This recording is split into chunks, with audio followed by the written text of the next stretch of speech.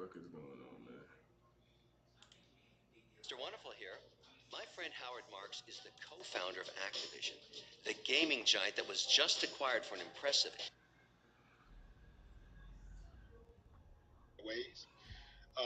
Some more severe than others, right? But when I see them attacking certain people and trying to, cranking up the propaganda machine to make somebody look bad, go out of their way to make somebody look bad, I immediately start thinking that that person probably ain't that bad as they trying to make that person be. That person just probably is not on board with the status quo and what, you know, the America wants and what, you know, law enforcement want. One thing that I know about this country is that they are against me. This country is against me. This this country is against black people. Now, some of you blacks, y'all don't want to say that because you got friends and stuff, and you don't want them to, you know, you don't want them to feel a certain way about you. But I'm gonna call a strike and a ball a ball. Everything that I see that's going on in this country, the way that we've been treated for hundreds of years, tells me everything I need to know about what this country think about us. So I'm just gonna call a strike and a ball a ball. They don't like us, and they damn sure don't like me because I ain't one of them go along, get along. What Kwame Brown say? Go along to get along, gang. I ain't that. I ain't the try to assimilate dude. I'm not that dude. I'm questioning everything. I'm bucking. I'm not buck dancing. I'm bucking. I'm bucking. This is 1 point. Been Okay, bucking. I was bucking before I got in the music game. I came in the game bucking and still bucking. Calling out the corrupt officials, law enforcement, dirty business dudes, crooked politicians, uncivilized mutts in the neighborhood.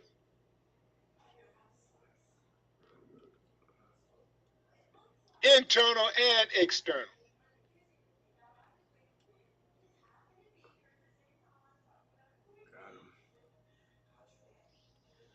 I'm bucking. I might put that on my tombstone. I'm bucking. I'm bucking.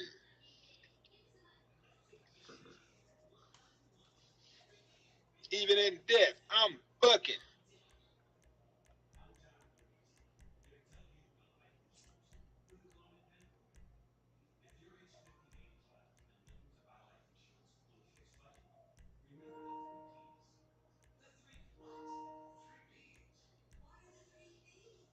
What's up, Connie Harge?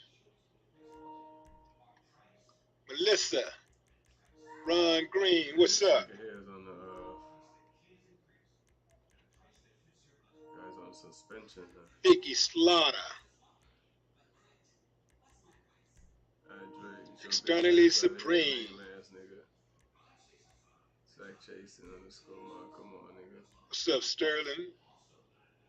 Sterling Vargas. Alright, let's go. Let's go, Grimy 666. DJ Earl. Keith.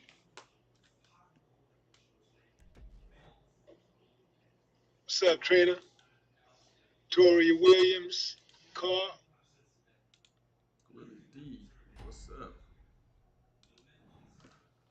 Okay, what we doing? Next up, I'm sending you a location of a drone console I pulled some strings to arrange. You should have a key card. I'll fill you in on the way.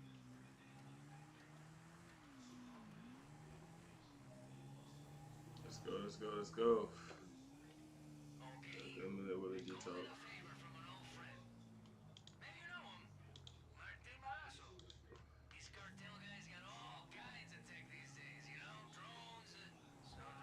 like we got a new member to the Willie D Live channel. Let's see who that is. Who is that? Lady Ang. Y'all show Lady Ang some love, the newest member to the Willie D Live channel. She's not just a subscriber, she's a member. I need to put something, I need to get something like some type of get a little ringtone or something like that. She's not just a subscriber. Shit, my bad. She's a member. Your bitch ass up, nigga. What's the thing at? Yeah. QX and T, J to C, Patrick. What's up, Gerard J. Thompson? Keith Majan. Sun Star. Who was that? Strawberry Rain. Alright, Strawberry Rain. Sound catchy. Strawberry Rain. If you're just not joining, fam, Diddy and his son Justin have been accused by a woman of sexually assaulting her. What yeah, the she hell? said that Justin invited her to LA. She didn't say invite, she said lured her to LA under the pretense of employment. Getting her some employment, working for Bad Boy. She said when she got to LA, she was held captive. Captive? In a home. Niggas is holding bitches captive still? She said that why the fuck? Man, 3 men on, came in. Shit, yo. Ain't nobody holding a bitch captive. Who the fuck's out here holding bitches captive? Y'all out here holding hoes captive? You know how to jack in or jack off or whatever, right?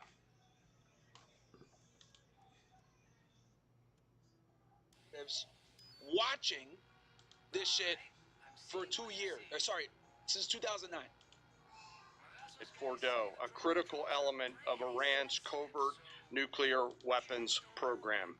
He studied the geology. He watched the Iranians dig it out. He watched the construction, the weather, the discard material, the geology, the construction materials, where the materials came from. He looked at the vent shaft, the exhaust shaft, the electrical systems, the environmental control systems, every nook, every crater, every piece of equipment going in and every piece of equipment going out. They literally dreamed about this target at night when they slept. Bruh. They thought about it driving back and forth to work, and they knew from the very first days what this was for. You do not build a multi-layered underground bunker complex with centrifuges and other equipment in a mountain for any peaceful purpose. They weren't able to discuss this with their family, their wives, their kids, their friends, but they just kept grinding it out. And along the way, they realized we did not have a weapon that could adequately strike and kill this target. So they began a journey to work with industry and other tacticians to develop the GBU-57. They tested it. And that's the 30,000 pound bomb, guys, that they obviously used to destroy this facility. Oh, did my camera turn off? What the hell? Bear with me, ninjas. So much crap going on. Over and over again, tried different options, tried more after that. They accomplished hundreds of test shots and dropped many full-scale weapons against extremely realistic targets for a single purpose: kill this target at the time and place of our nation's choosing. And then, on a day in June of 2025, more than 15 years after they started their life's work, the phone rang and the President of the United States ordered the B-2 force that you've supported to go strike and kill this target. Yesterday, I had the incredible honor and privilege of spending time with these two Defense Threat Reduction Agency officers who've given so much. One of them said, quote, "I can't even get my head around this. My heart is so filled with the pride of being a part of this team. I am so honored to be a part of this." To you both, thank you, and thank you to your families. Operation Midnight Hammer was the culmination of those 15 years of incredible work. The air crews, the tanker crews, the weapons crews that built the weapons, the load crews that loaded it. Before I run through this video today, I want to talk a little bit about weaponeering and what goes into an attack. Weaponeering is the science of evaluating a target. I mentioned all of those factors before that these two DTRA officers had thought about. Ultimately, weaponeering is determining the right weapon and fuse combination to achieve the desired effects and maximum destruction against a target. In the case of Fordo, the DTRA team understood with a high degree of confidence the elements of the target required to kill its functions, and the weapons were designed, planned, and delivered to ensure that they achieve the effects in the mission. So in other words, this GBU bunker buster that they created, this 30,000-pound bomb, it was made specifically for Fordo. In space. By the way, in the beginning of its development, we had so many PhDs working on the MOP program, doing modeling and simulation, that we were quietly and in a secret way the biggest users of supercomputer hours within the United States of America. So let me talk about the graphic a little bit. And the GBU-57, which all of you I know is a 30. Demetrius says, "Yo, Martin, you got to add Iraqi from last night's show to the starting lineup." All right, bro. And guys, I'm gonna probably end the Castle Club stream on soon. Like I said, this month I will be slowly segueing, but starting next month, guys, we're gonna drop the merch. We're gonna have the Telegram. We're gonna have the Discord, and we're only gonna be streaming streaming on locals, the OSS. Yeah, you know, kind of keep fresh and fit, and to keep fresh and fit, and the debrief separated. 30,000-pound weapon dropped only by the B-2. It's comprised of steel. But don't worry, I'll stay on Fresh and Fit Castle Club for a little bit longer. I'll stay for like another hour or so. Explosive and a fuse, programmed, bespoke. But you can absolutely watch for free on OSS, just so you guys know. I'm not blocking OSS so that you can, because as you guys know, if you donate on OSS, you can go ahead and get if you donate on OSS, you get your chat read automatically, even if it's $1. But you know, if you Rumble Rant or anything else, it's got to be 5 and up to be read. So yeah. Each weapon to achieve a particular effect inside the target. Each weapon had a unique desired impact angle, arrival, final heading, and a fuse setting. The fuse is effectively. So each bomb was distinct for a specific effect. Each of the bunker busters. It tells the bomb when to function. A longer delay in a fuse, the deeper the weapon will penetrate and drive into the target. So on Fordo, in June of 2008, you can see these 3 holes. Bro, June of 2008, I was graduating from high school, bro. That's craziness, man. Depicted here is the main exhaust shaft with 2 additional ventilation shafts on either side. The United States decided to strike these 2 ventilation shafts, as seen here on the main graphic, as the primary point of entry into the mission space. In the days preceding the attack against Fordo, the Iranians attempted to cover the shafts with concrete to try to prevent an attack. I won't share the specific dimensions of the concrete cap, but you should know that we know what the dimensions of those concrete caps were. The planners had to account for this. They accounted for everything. The cap was forcibly removed by the first weapon, and the main shaft was uncovered. Weapons 2, 3, 4, 5 were tasked to enter the main shaft, move down into the complex at greater than 1,000 feet per second, and explode in the mission space. 1,000 feet per second. Weapon number 6 was designed on each side, so there were 6 on each side. Weapons number 6 was designed as a flex weapon to allow us to cover if one of the preceding jets or one of the preceding weapons did not work. The video I'm about to show you is a culmination of over 15 years of development and testing. As I said, hundreds of test shots on various models. This is one weapon. So if you take a view of this as 5 additionals, you'll get a sense of what this looks like. Hopefully you can see it and there's not too much reflection. Tom runs our videos out there. We'll run it at full speed so you can see it and then go back through it. Go ahead, Tom.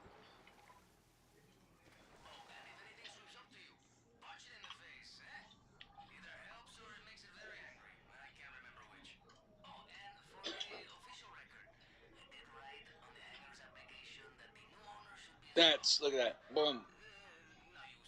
This pierces right through the earth.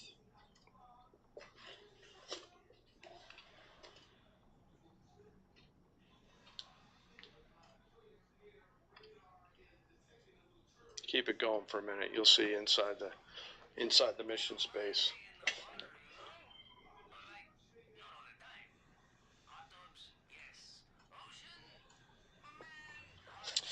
Unlike a normal surface bomb, you won't see an impact crater because they're designed to deeply bury and then function. I know there's been a lot of questions about that. All 6 weapons at each vent at Fordo went exactly where they were intended to go. Bro, they've been planning. In other words, guys, translation, they've been waiting for this since 2009, chat. So they've been planning to bomb Iran. Translation, they've been planning to bomb Iran since Obama was in fucking office, bro. 2009, chat. 16 years, pretty much. Bomb has 3 effects that causes damage: blast, fragmentation, and overpressure. In this case, the primary kill mechanism in the mission space was a mix of overpressure and blast, ripping through the open tunnels and destroying critical hardware.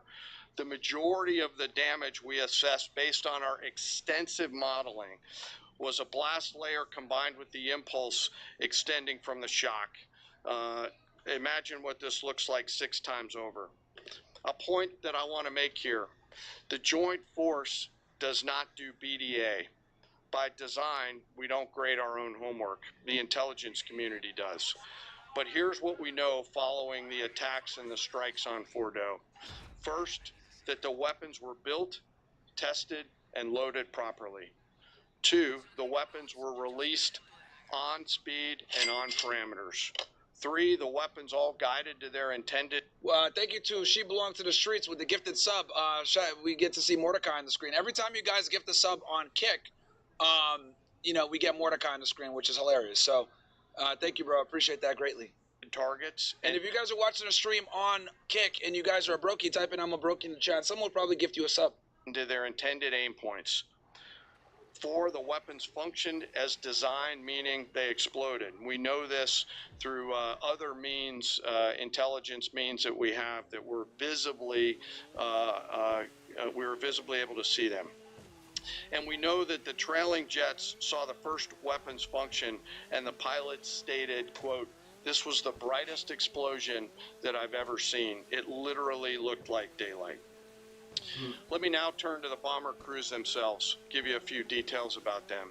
The crews that attacked Fordo were from the active duty Air Force and the Missouri Air National Guard.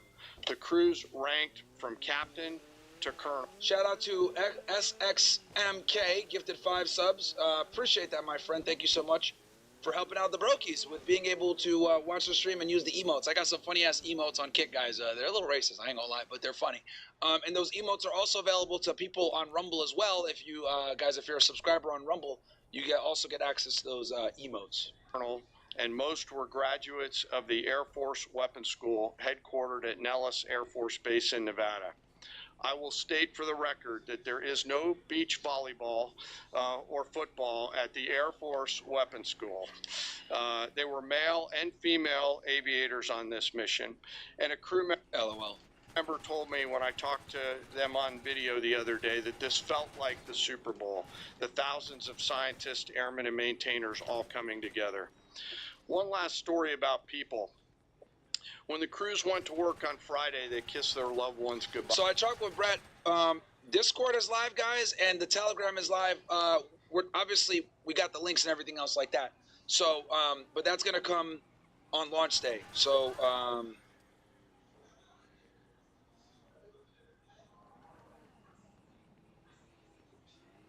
by not knowing when or if. So the Discord, I'm thinking one of them is gonna be free. I forget if it's gonna be the Discord or the Telegram. One of them is gonna be completely free, and the other one is gonna be only for active members, guys. So I forget how we're gonna do it. I think Discord's gonna be free, and then the Telegram is gonna be for the active members. If they'd be home. Late on Saturday night, their families became aware of what was happening. And on Sunday, when those jets returned from Whiteman, their families were there. Flags flying and tears flowing. I have chills literally talking about this. The jets rejoined in 15 years in the making, chat. So they were going to bomb Iran no matter what. They were just waiting for the perfect time to do it. And Trump saw the perfect time to do it. You know, use the bombs, destroy their nuclear capability, create the ceasefire. Perfect situation, perfect setup, you know what I mean, for Trump from a diplomatic perspective. He can kind of go ahead and still tell his base that I'm the president of peace. I ended the war. I ended the 12-day war. And notice how they already had a title for the war, by the way. Do you guys catch on to that? When Trump went on Truth Social and said there's going to be a ceasefire. So, you know, this is all about Trump's legacy, man. Into a formation of 4 airplanes followed by a formation of 3 and came up overhead Whiteman proudly. And well, we already have the OSS Discord? Hold on one sec, man.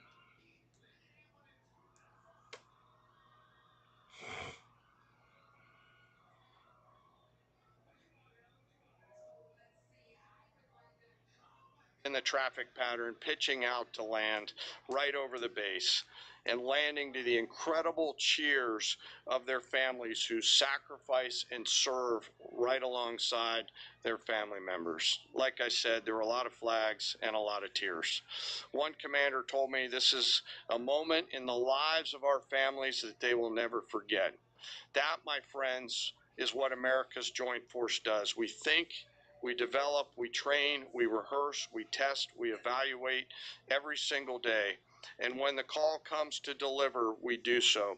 I could not be more proud standing up here today of our Joint Force. I'm filled with gratitude that I get to tell their story.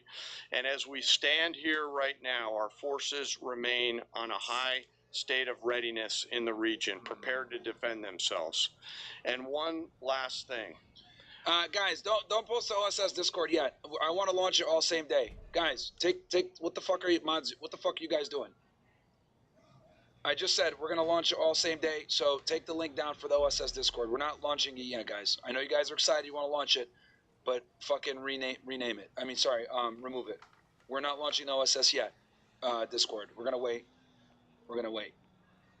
Our adversaries around the world should know that there are other DTRA team members out there studying targets for the same amount of time, and will continue to do so. Thank you very much. I apologize for the length. I look forward to your questions. Thank you, Mr. Chairman.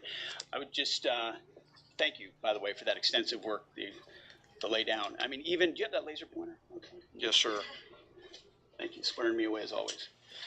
I mean, even in just public reporting, if you see the post-strike shaft of the 3 holes, the vast majority, and fairly so, the vast majority of speculation has been. Yeah, it's all good. They put the link out, but we're gonna wait and launch it with everything else, guys. So for now, if you click the link or whatever, I don't think we'll accept anyone until later on. Those are the 3 strike points. When in actuality, what you realize is these are the vents, these are the caps. The first munition took the cap off, and the other 5 went down the center hole, which if you're planning the target, you would want it to be the direct one going to the bottom. These are the types of things that go into the planning for a strike that the Pentagon would not expect the press corps, the American people, to initially understand. So laying this information out is helpful, but it's also why we ask for a beat, for a moment. Myron, the man that would make Marvel characters call him Big Daddy. Keep up God's work on Earth, mate. God bless. I appreciate that, crazy Muslim. I see that that's your username. I appreciate that, bro. Very, very much. Big Don DeMarco to you. Yeah, guys, we'll launch the Discord. I'll get with the team. and we'll figure out when we'll launch everything. What the hell's going on? I'm fucking upside down. I gotta talk with everybody. I was gonna talk with them last night, but me and Bills were doing some work, so. For a day or two, the opportunity to tell that story, because as the chairman said, these men and women that did this mission, they just want to do their job. They're not expecting their story to be told. They're not expecting the glory. They are grateful for the flags and the hugs of family. That's why they do the job. But they also know they were a part of something historic. We know how historic it was. The chairman does. I know. Our staffs know. And so that's why we are, and the president of the United States knows. And that's why it's almost personal when we see the way in which leaks are used to try to disparage the outcome or muddy the waters about the. Well, the real reason, it's not just, I mean, they're trying, look, bro, they're trying to, like, you know, make it, like, be about the soldiers, like, hey, we don't want to discredit their hard work. The reality is that this is a political fucking nightmare for Trump. Makes him look really bad. He went ahead and bombed Iran against the wishes of 50% of his base. It was a wildly unpopular decision to bomb Iran and to take out the nuclear facilities. So for him, it is very important that, number one, the mission was successful, and then number two, that the war was ended. Okay? So for the DIA league to come out and say, oh, you know, at best, they maybe pushed it back a few months, that obviously pissed Trump off to another level. That's why he swore at the press when he saw that happening, because number one, his ability to What if one simple chew could turn constant itching into complete comfort? This is what would happen if you gave your dog a Porphy allergy and immune chew every day for 2 weeks.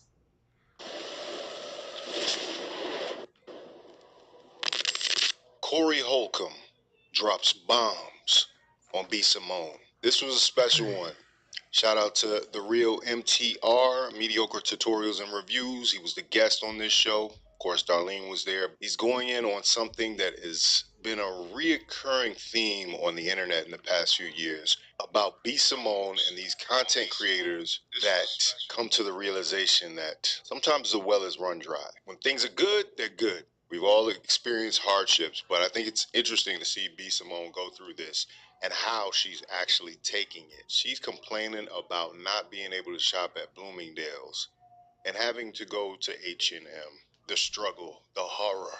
So when you brought up this topic, I was so glad. I was like, it ain't just me. It's not just me. And like you could bring it up, like what you saw. Do we have the video that he was gonna show? Oh, B. Simone video. About that. Do they got the video?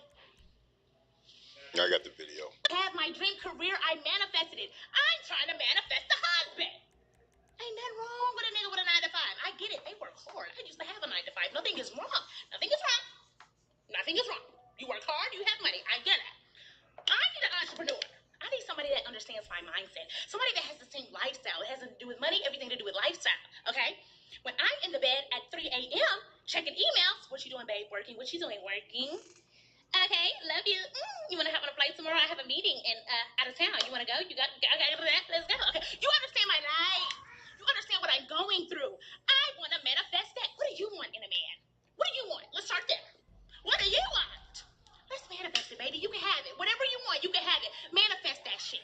Ain't nothing wrong with a nigga with a 9 to 5. Ain't nothing wrong with an entrepreneur ass nigga. Manifest whatever you want. I want to manifest an entrepreneur ass husband. I don't care what you do. Entrepreneur, graphic designer, sell t-shirts, sell drugs, rapper. You could be a rapper. I'm becoming rapper, D-list. I don't give a entrepreneur, okay? At this point, I'm about to rebuy my book. I'm about to rebuy my book so I can manifest my husband. Just my finances. Like, the budgeting, you see how I am. Nitpicking every little thing. I've never been like that. We were in Bloomingdale's yesterday. I'm like, we have to go to H&M. Yeah. Like, I notice it in me now. Just nitpicking. And it's not even, I just don't have it like to spend the liquid. Yeah. I'm used to having liquid. I'm used to seeing a certain amount in my account. But you're something you noticed about a famous person and her podcast and what she has to say. Oh, that's the alley-oop I'm gonna throw you. Sure. So are we talking about the B. Simone situation? Because that's been going viral. There he is. Today. Well, that's been going crazy viral. At Granger, we're for the ones who pay attention to every little detail. The ones who fuss, tinker, and sweat the small stuff. Because you know the tiniest thing can make the biggest difference when it comes to keeping business moving. We get it. We're the same way, offering access. Shout out to the new studio, MTR. Looks good, man. Got your lights all back there and stuff. And like I said, you know, I tried not to say nothing about it because I don't want nobody to be like I'm piling on. But I've been very critical of her because she stole jokes, she stole a book. Oh, wow. I mean, like, it's like, yo, this girl is not mentally stable, if you ask me. And that don't stop you from getting famous on the internet. Yeah. But her staying power is kind of like it's really put on display. You get what I'm saying? Yeah, it's you know, it's funny, you know, because I did content on her like back in 2020, and she was talking about, you know, that she won't date a 9-to-5 guy and like all of this stuff, and you know, just shitting on, you know, essentially the average guy. And I find it so interesting that 5 years later, you know, that sounds like she needs a 9-to-5 in order to continue to shop in that Bloomingdale's, right? But it's this like odd superiority complex that she has. And to take a shit on H&M shoppers, yet acting like it's like Goodwill or a thrift store or Salvation Army. H&M isn't high end, but it's not like bargain basement either. Like, I don't understand why she really felt like that. And then how her voice was quavering when she said, H&M. You gotta go to H&M. I can't be at Bloomingdale's. Man, just get your bag up and you'll be back at Bloomingdale's. Like, really? Like, what is this? I don't know. I guess this is that new age transparency that everybody talks about. It's wild. And, you know, her audience is probably like 43% H&M shoppers to begin with anyway. So not only is she ostracizing her audience, but then also shitting on typical, you know, dudes that would want to consider her in a relationship. Because I've seen her multiple times complaining about being single and like all of these things. So it's just kooky, you know, but it just goes to show like the pure and utter delusion in the clown world that we currently exist in. And I don't know how some of these people are famous. And I don't want to just hop on, you know, continue to hop on her as well, but I do think that it's a good discussion because 9-to-5 dudes and like the importance to our infrastructure, our society. Like if you were to take those dudes away, the whole country would collapse. That's a fact. But I just find it so interesting that, you know, they require this high value man. Meanwhile, they don't bring a high value mindset, right? The high value mindset thing you just said is really deep. I mean, this is something that I feel like these women are clueless about. Like they think somebody want them other than the physical. And that's what I think is wrong in society. Like these girls, they really don't get it that if a guy is on his game, where do you fit in his life? Yeah. You can only find a fool. Or at least that's my opinion. No, you're right. Make yourself useful. A lot of these women, like, I think that's why they get stumped on the question, what do you bring to the table? A lot of times they just want to say that question is meant to gaslight you or to stump you. But no, a lot of men are asking, what else do you bring to the table? What material well-being do you bring to my current situation? Like a lot of them, I mean, I'm gonna say a lot of women nowadays don't even want to cook. So that could be an added bonus to a man that is living a busy lifestyle. But the man was cooking something or at least going out every night to get food. So he was not starving before he met you. So you got to be able to bring something that's going to be of value. Some intellect, some knowledge, you know, like maybe you can help me with my contracts or you can do some clerical work. Be of value to that man. And that's all men ever meant about what do you bring to the table, because the table's already set. In most good circumstances, the table's already set. What are you going to add to that table? You know, what you said, because like I want you to cook. I'm loving letting you cook on here, man. Somebody said you got to get O'Shea Duke Jackson on the show. We gonna get O'Shea. O'Shea, I love you, boy. God damn it, I feel like O'Shea feel like I scold him a little bit. It ain't like that, brother. I love you, man. We gonna get you on the show too. He just sent us. I don't know how much money that is in Africa. It's probably $5. 50,000. We love O'Shea Duke Jackson. But back on the thing we're talking about, there's our society has something wrong when it comes to the men and women collaboration. There's something dividing there. And who has the answers? Who's going to talk about it? I mean, I'll talk about it. Yeah. I mean, but it's necessary for us. It's necessary to be able to talk about. I know, there's been a little bit of content of like Kevin Samuels talking about the B. Simone situation. That's right. Years ago. Yeah. And Shout out to KS. He was right? They're digging up old content for him talking about where her career was going to go. Something about, a couple of content pieces away from, not having an audience no more, which was, the sign of the times. If you created content during that time of 2020, a lot of content creators were eating because everybody was home. Fast forward to now, it may not have the same, but, we got to be able to talk about this delusion, right? Because the more that we talk about it, the better that people can make choices in going into the future. That's why your platform is so necessary, Corey. Man, I appreciate you saying that. Do we have that video where brother Kevin Samuels brought up this young lady who found a way to get famous and get the momentum going? But that's so interesting because Kevin had such a grasp of what was to come. Like he was in there predicting the future. And so many of the topics that he talked about, from B. Simone, Vivica Fox, K. Michelle, Vivica Fox again. Lisa Ray, like he had kind of all these situations pegged, and that's why when people would talk about him, we always brought up the fact that he was just speaking common sense. He was speaking stuff that we already knew that was happening in our lives, and we were seeing it happen on a daily basis. So the fact that he just packaged it up and was able to bring it out to the masses on a major scale, like it just made it more unavoidable. But these were conversations that were already happening. Make no mistake about it. He just highlighted them. Kind of like what Corey Holcomb does here every week.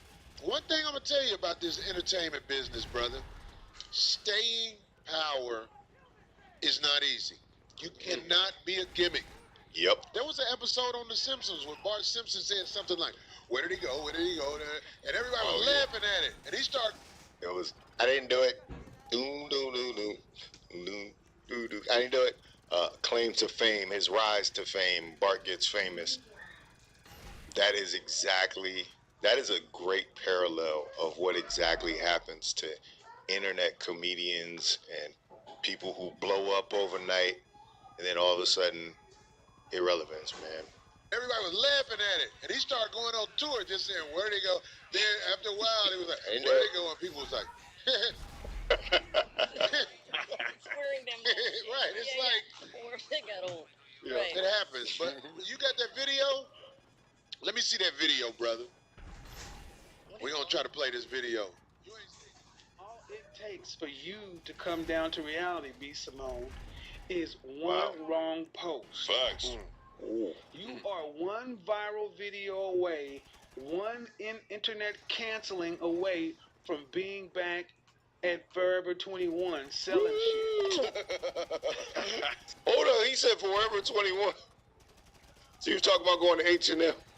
Next stop is Forever 21. Wow, even to shop. No more Bloomingdale, straight to Forever 21. Which, nothing wrong with Forever 21 either. Man, it's crazy. B. Simone, it's tone deafness is what it is. Says you're an entertainer. Very good one. But it's not like, you know, in times out of of sync. national emergency, the world, the country turns and says, what's going on Wild 'N Out? What's Right. B. Simone saying? All it takes for you to come down to reality, B. Shout out to Theo Coop. I can hear his voice in the back. You made the 5150. Yeah. What do you think about that? I mean, it's actually, it's crazy how much he's able to, you know, predict from, you know, even after passing away. But he, you know, he's absolutely right. You know, I think that, you know, they have the MTR was really tight with Kevin Samuels as well, man. Shout out and rest in power to Kevin Samuels for sure. this illusion of options. You know what I mean? They love to talk about standards, but then when the attention dries up, when the money slows down, and then when that wall gets closer, when that wall coming, their standards and expectations that they have is necessary that they then turn into just suggestions at that point. But yeah, he killed it. He nailed it. 100%. It's like in this world, you can go along with it. I mean, who are we to tell her not to go along with it? She found a way to be relevant for a minute. Right. But why are you relevant if you do dirtbag shit like... I got a homegirl, her name is Just Nee. She don't want no smoke with none of them, so I ain't trying to say that to bring drama to her name. But, you know, that girl B. Simone used to do her jokes. Wow. Now she stole a book. And I've seen the girl talk. I don't think she's mentally well. So I ain't got to dog her out and everything like that. But I'm saying, while it was coming in, you know what I'm saying? I know it was fun. Time of Your Life, huh, kid? That's from that movie. With, I forgot. Old boy was the pimp. Which one was that? I forgot. Who the dude was playing? I'm trying to remember now with my old ass. The dude who played the Mission Impossible movies. Who was that? Tom Cruise. Tom Cruise. Risky Business. That's the name of the movie. Oh, Risky Business. That's old. I can't. It's not often somebody stumps me with a movie reference, but Corey got a bunch of them, man. He remembers these one-liners like nothing. Like, it's crazy. From 40 years ago almost. Wow. And you know, I'm gonna go out on a limb. I know, Corey, you said you don't want to say too much, right? No, be you, brother. Be you. I'm gonna go out on a limb. I just think she's not a good person.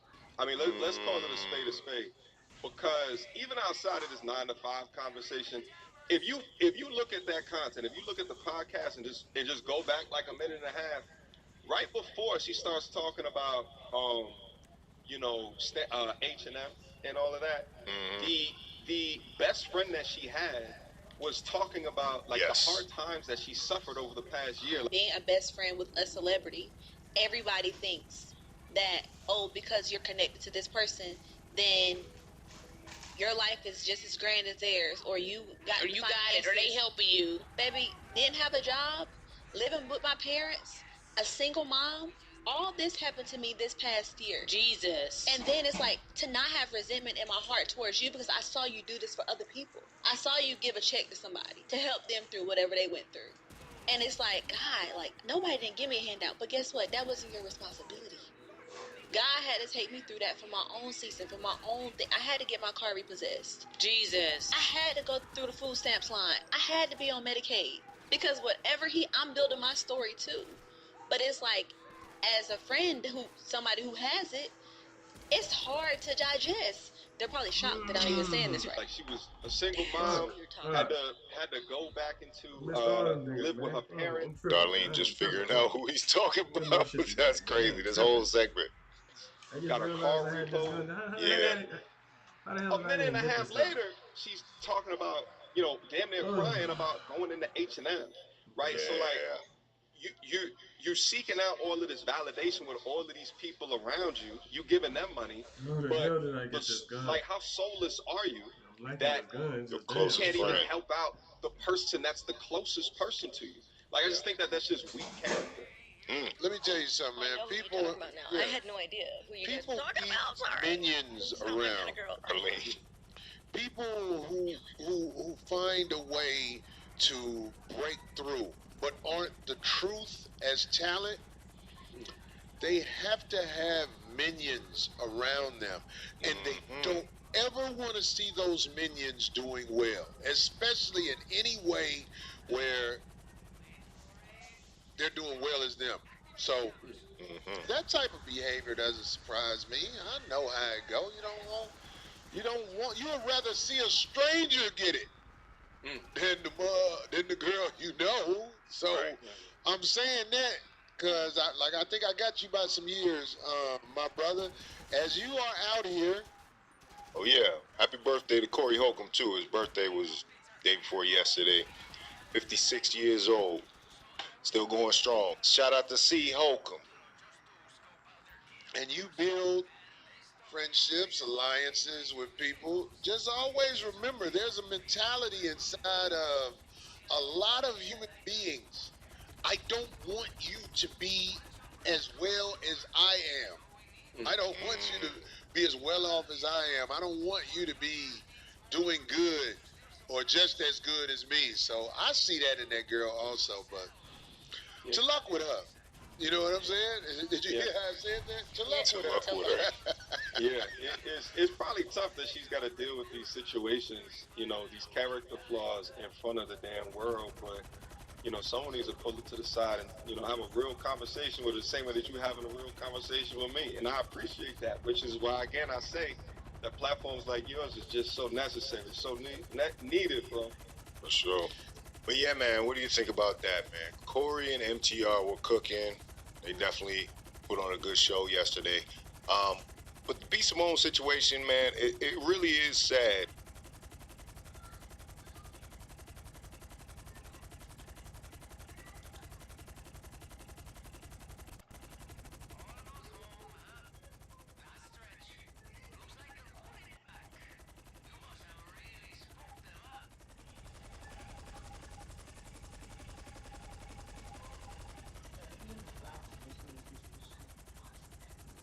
Oh yeah.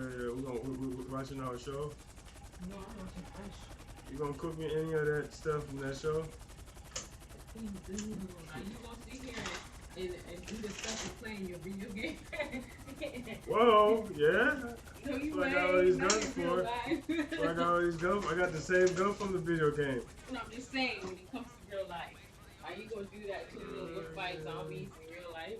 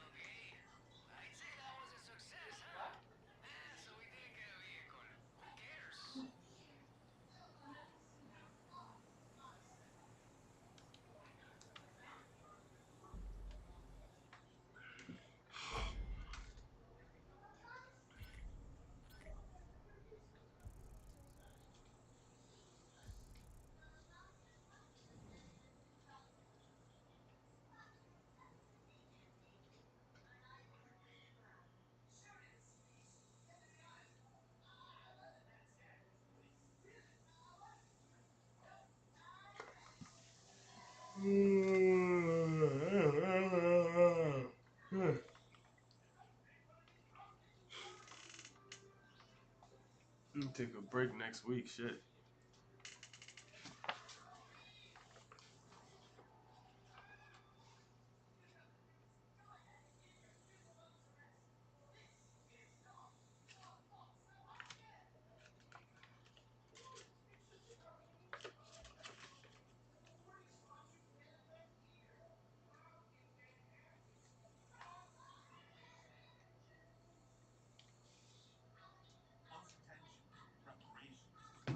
Huh? Oh. Yeah, you watching our show? What's going on?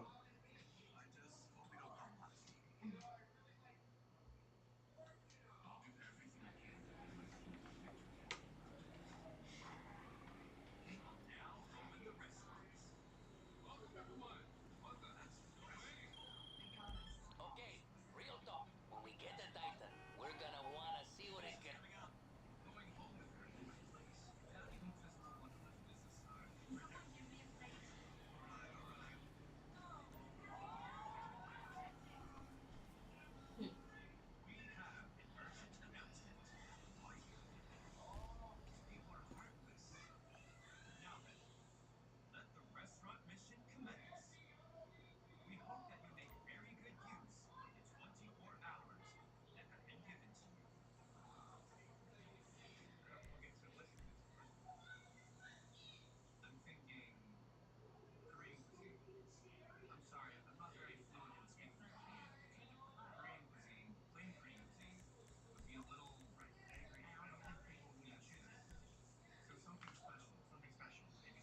hello, I'm still in passport for 8 days left.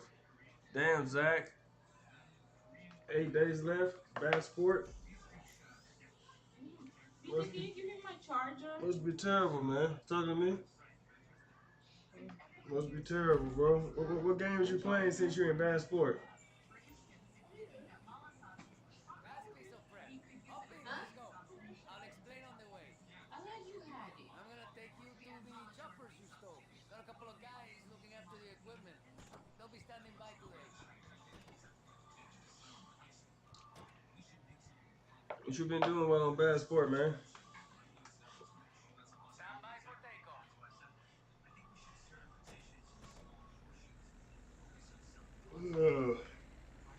You gonna learn your lesson. Have you learned your lesson while being on passport? You ain't learned your lesson, huh? You gonna go back on passport 3 days after you get off?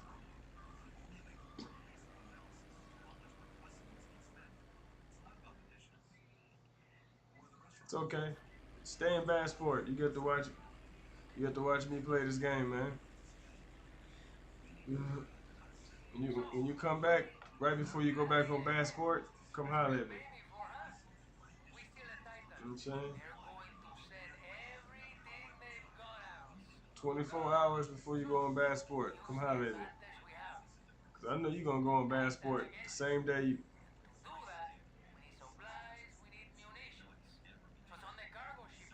How you go on passport and you ain't got no money? Huh?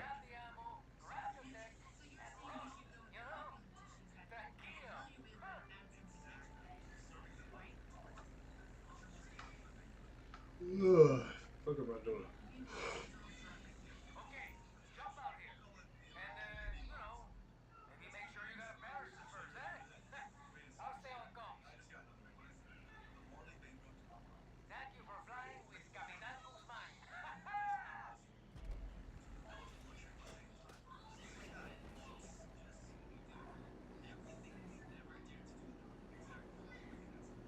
My guys have arranged for some vehicles you can use, but, gotta remember, only the heavy lift chopper will be able to collect the equipment.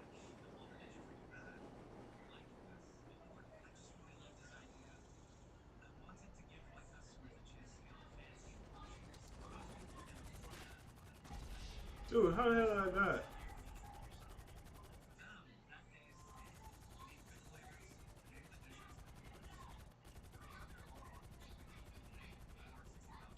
Okay, when you reach the ship, find the tanks and ammo. Hook it up to the chopper. Sounds easy, but when they're trying to shoot you down, not so much. See them barges? Cargo's got a convoy. Makes sense. And these could work in our favor. They got explosives, you could hook and drop.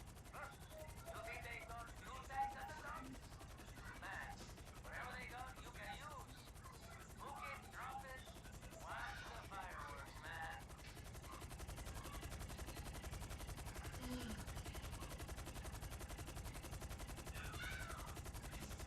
Listen, you should have a communications jammer in your pack. It'll block any calls for reinforcements. But it won't last forever. Gives you some time to get the cargo out of there, but man, after that, who knows who's gonna turn up and try to stop you. He's the only one speaking English.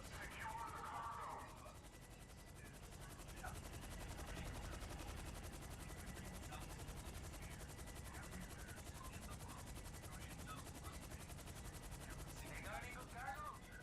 Armor, weapons, that kind of thing. He's the only one Take a look. speaking My English. guys in the trailer, whatever you bring them, they'll keep it safe until we hit the tight zone.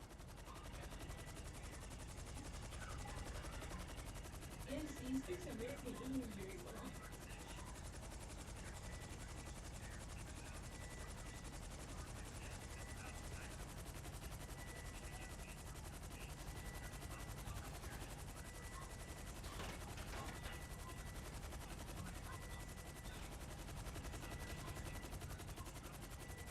Alright, into the trailer. All hands to battle stations. You've got equipment hooks. Take it to the drop-off.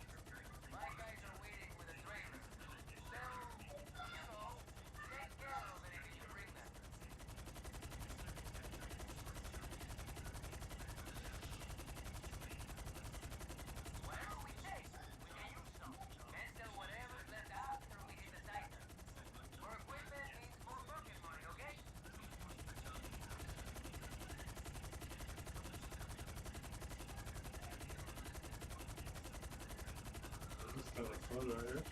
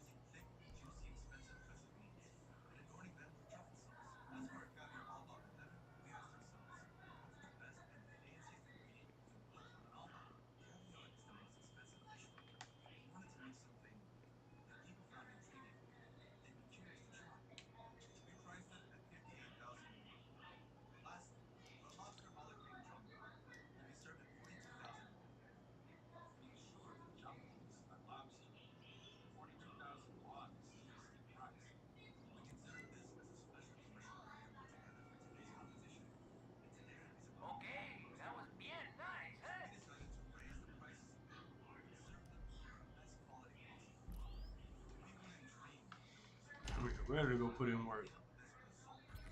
Zach, I got somebody over here, man, who ready to put in work, man. Y'all be bullshitting out there, yo. Y'all be bullshitting. You know what I'm saying?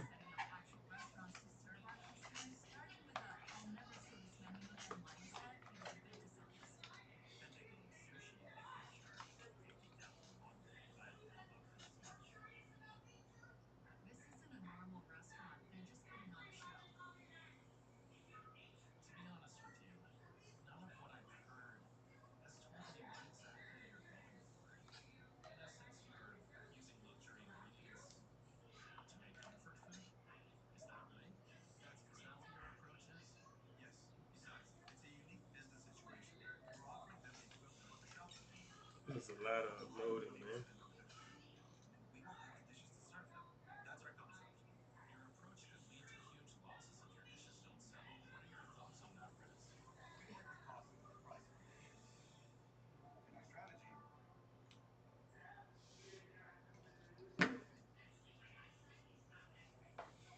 Okay.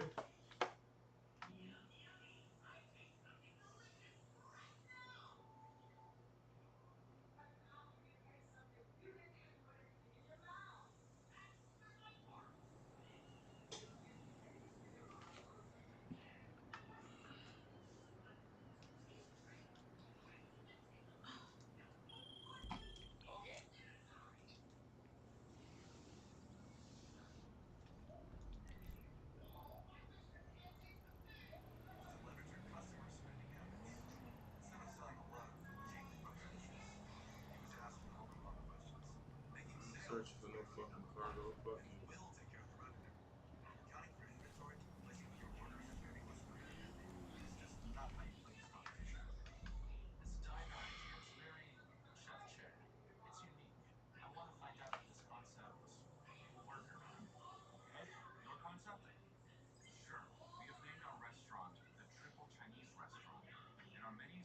Wasn't it enough that Alessandra stole Edgar from Kate?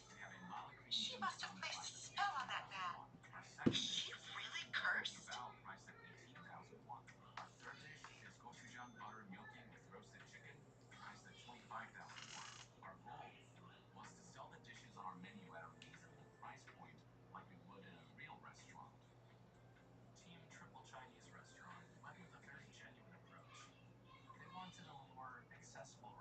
I am not an animal. I need a friend. And he responds, let's spend it dating. No strangers. She replies, you will love bomb. He switches from carrot to stick. The house. He texts, are you going to let me in our house? He says that 5 to 8 times. Then he said he will sit with me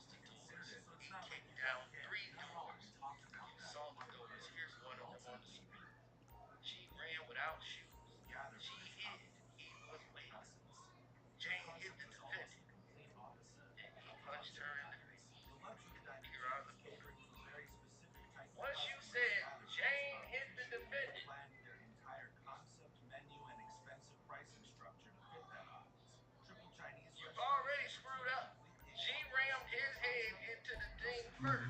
So she was the one violent. Then she hit him, and then he punched her in the face.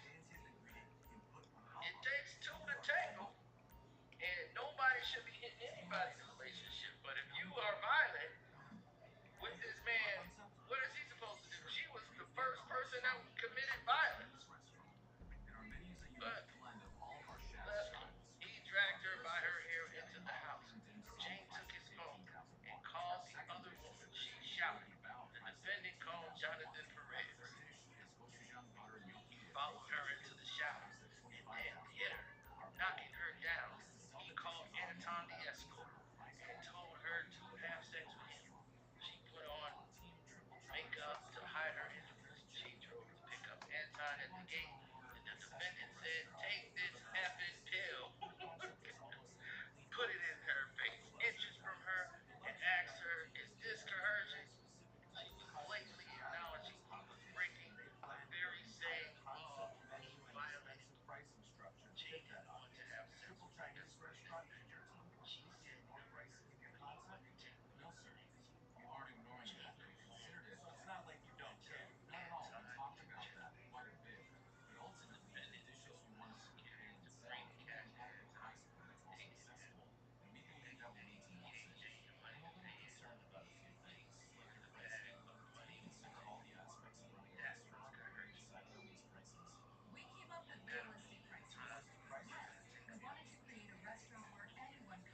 They went and took a break. They came back from eating. I'm like, okay, we got to hear about the last thing he said is somebody climaxes on somebody. Who can eat after that?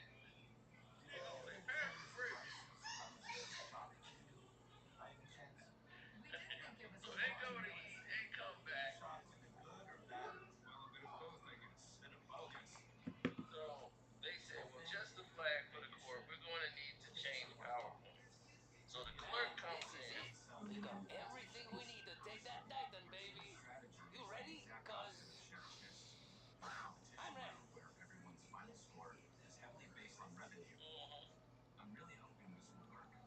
Right. The court comes back in and they say you may proceed. He said, let's get back to 3 nights. Florida filled up. Fraud to coercion. The final course. And they said, I apologize. You need to charge the batteries.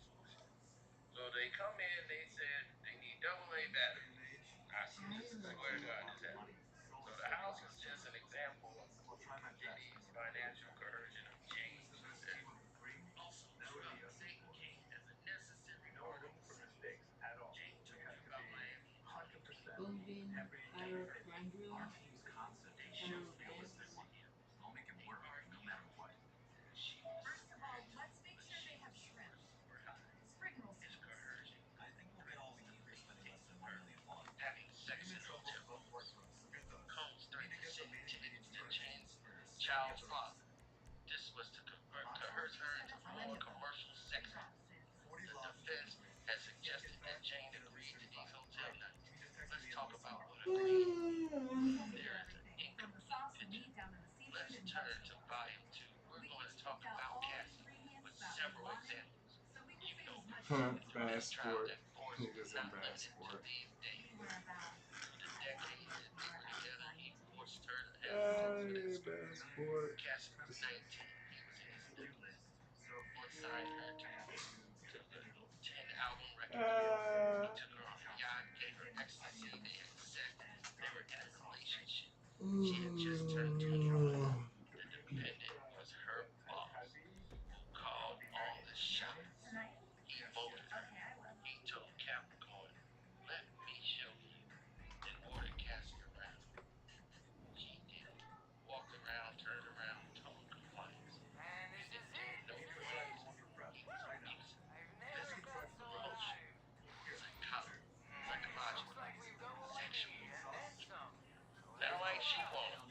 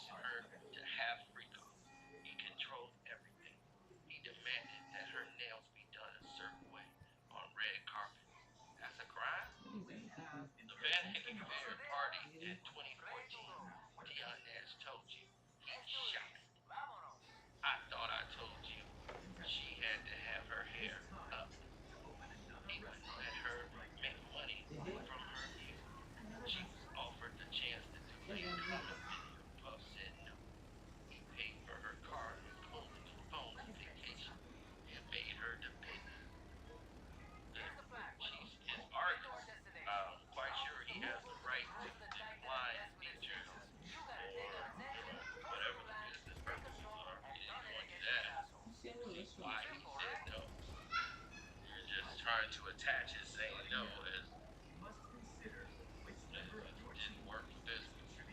Even though she was paying more than any artist to do Bad Boy records, but hey, what could I say? She didn't charge me attention. And she found out she couldn't even make $20,000 from her parents Oh, that's wrong. to pay him back. That is so wrong. That money just Wow. 3.2 million coming in and going out. Wow. This was about control. Remember what Dr. Lee said when a victim is unsure, going around, your abuser has control. Punch the kick the That's sad. when it was bad, tells the heel not to see. You saw the most wanted video. D-Rock called you danger. He attacked her for attending a Prince party and took Prince security. Wow. Mia and Myra Morales described the abuse. Cassie told me when she got to the house on February 16th, he insulted her in Jamaica. He beat her up in Las Vegas. That sounds like domestic to me. While she was curled up under the bed, she said he rocked her.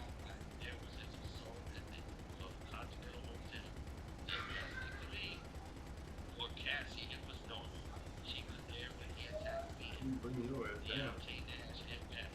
Sounds like an abusive person, domestic state charges to me. Vanna may have gotten it deep, but she had injured. She had been injured.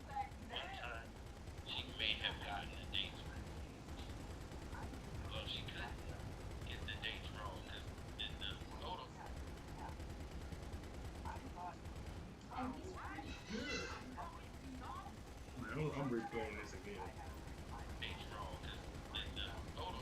Dates wrong because in the photo. One time he had Cassie to hold guns for him. The diner in San Andreas and Cassie was in the house. She saw why didn't she leave? He's really good. Explain that it leads to fear. Here's somebody who has never ever done this. Right? She only deals with this type of situation and she paid the government to come in there and say something that she's never, in all of her cases, said anything but this is the same diagnosis she does in every case. So how good is she really? What the hell is missiles? She's never interviewed Cassie. Shoot that motherfucker down, man. This doctor they're talking about has never interviewed Cassie. How can you make an assessment of Cassie's mental state if you're not even there? You haven't even talked to this person, so you know her mental state. You know what she's doing and everything else. No, she's about to ice up. I told her to chill out. They met for dinner in Malibu. And he R-worded her on the living room. So wait, then I'm gonna just use a person? She cried, but he didn't take no for an answer. He R-worded her. He wrote, I could tell you, I didn't turn on you yesterday. That is, he R-worded her. Because of that trauma bond, after the R-word, she met him at a friend's party and then they had sex. Trauma bond? Nobody does that. Nobody goes and sleeps with the person that R-worded them at a friend's party and they see each other and they have sex. I'm sorry, it don't work that way. Consensual sex. This was trauma bond. He had an MO, an hour-long performance. He masturbated and sometimes filmed it, just like with Jay. She keeps bringing this up.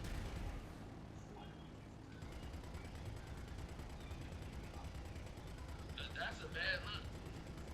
You mentioned the fact that she was R-worded, and then the next line you're talking about they had consensual sex after that. Who does that? Sometimes the defendant told escorts to urinate on her. Sometimes he urinated himself. Why? To turn himself on. She began drug addictions. Where she from? I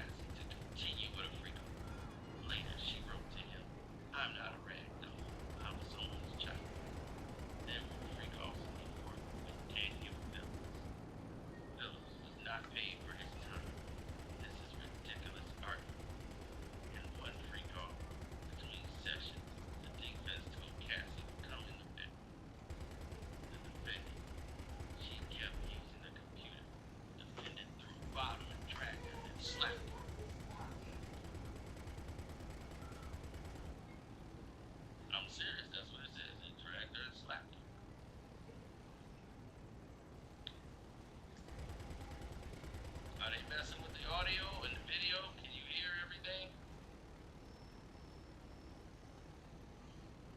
Are they messing with the audio and video?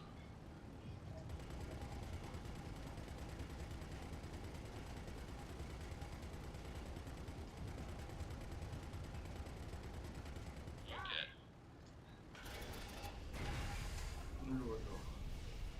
Man, that They said motherfucker. Philip Daniels heard Combs yell. B, when I tell you to come here, you come here. And after that, Daniel Phillips did not perform. But a complete act is not required for sex trafficking. This is sex trafficking in Canes. They were at a film festival.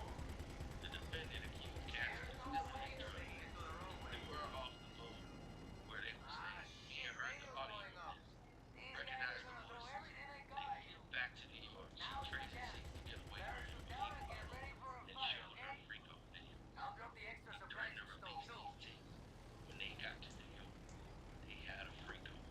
This is another example of clear-cut coercion. Wanna do Hogness? Fuck it, yeah, we'll do the Bogdan. Was it a Bogdan? Did you say Bogdan? Yeah, we'll do the Bogdan, man.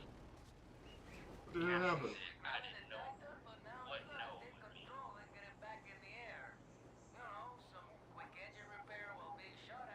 What no would turn into. San Andreas. The defense said Cassie made a choice every day to stay here. Step back. Imagine yourself as Cassie. This was the force. This was the leverage. There were drugs. Disassociation. Where's that, man? She needed that buffer. What's that nigga kicking out? Some of the messages are explicit. That doesn't mean she wanted to have sex with escorts and freak offs. When she says, I'm always ready to freak off, what's that mean? Well, anyway, she says in 2009 he wrote, you're supposed to be seducing me all day. Cassie told the defendant she didn't want to do it. Take her birthday party. Deontay told you we demanded she freak off and she did. What choice did Cassie have in the end?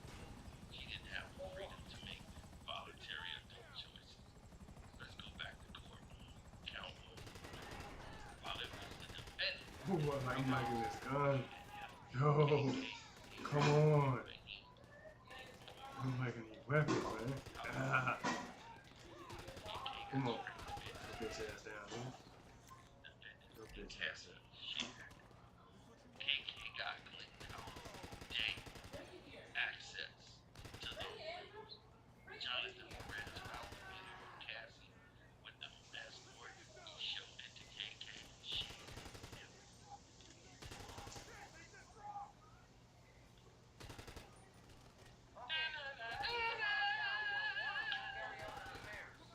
Listening to their radio calls, they're seriously pissed.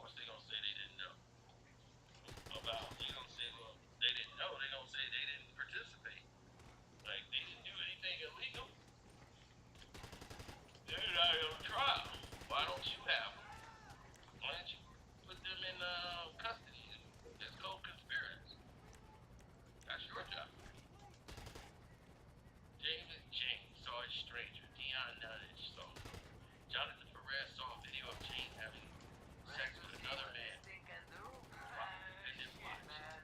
Interstate travel for prostitution. The defendant paid escorts costs. The travel, he sometimes booked it. The transportation counts do not require force, fraud, or coercion. If it's all consented, we all know that's not true. It's still a crime. It's just knowing transportation with the intent. Individual engaged in prostitution.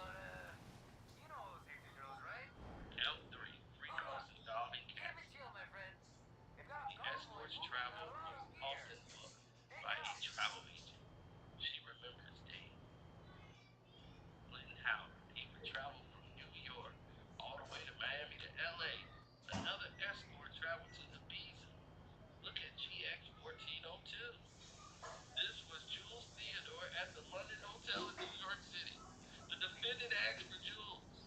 The name on the ticket, the defendant's Amex, shows he paid for a car. There's a $2,000 bill from the London Hotel. The defendant text, I will tip you. For what? Sex? You don't know what he tipping for. Tipping is not a crime.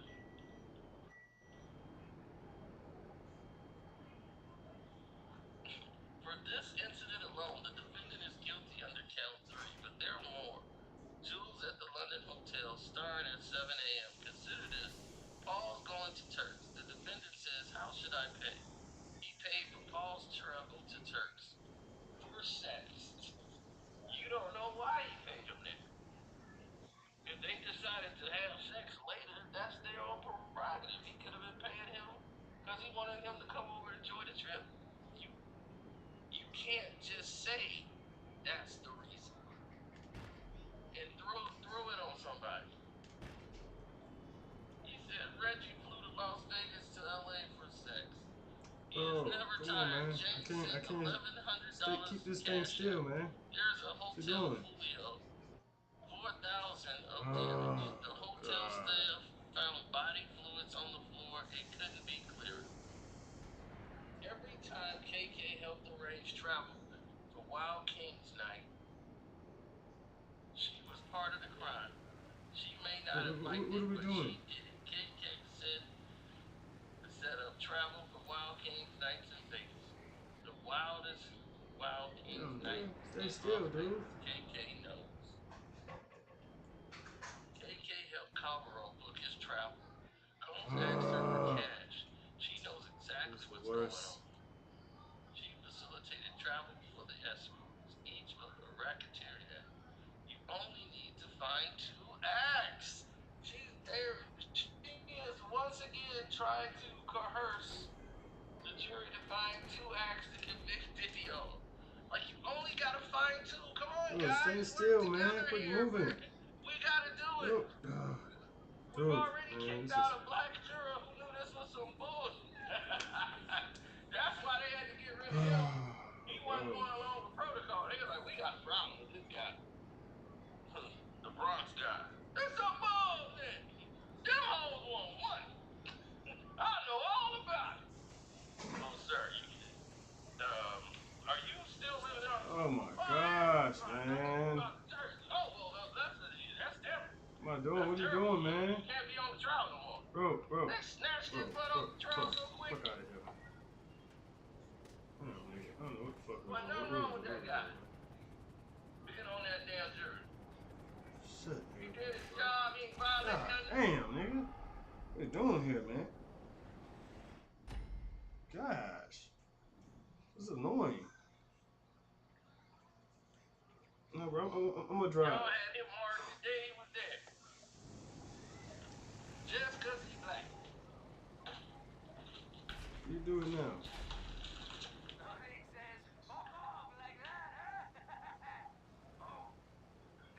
Sheesh. They ain't want no brother out there. Know what was going on? They knew what time it was. They didn't want him out there because he was black. And that was it. He was not going along with the BS.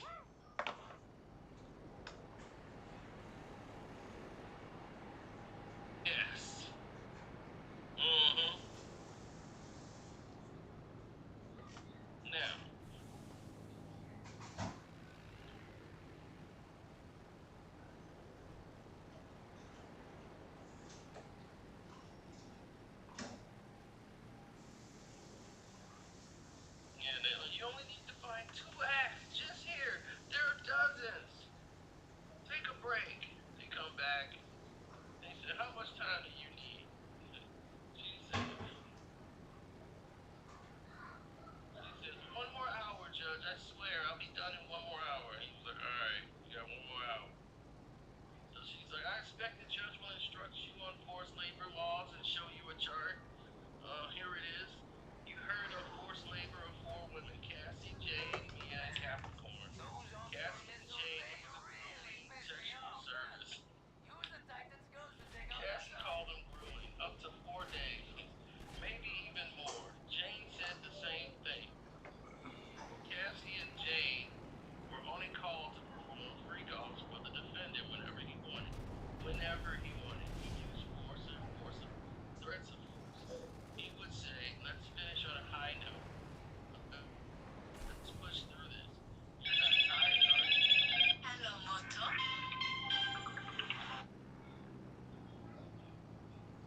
And you're not tired, are you? And he said, it took weeks to recover from these free calls. That's forced labor.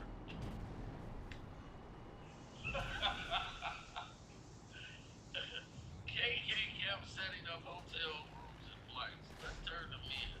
She worked for Combs. Finally, at her goal, she went 5 days without sleep. Combs S.A.'d her. He put his hand up her dress. He came into her bedroom and penetrated her.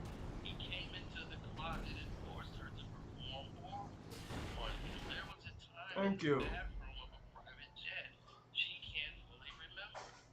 Repeated traumatic events. So if she can't remember, how do we know what she's saying is true?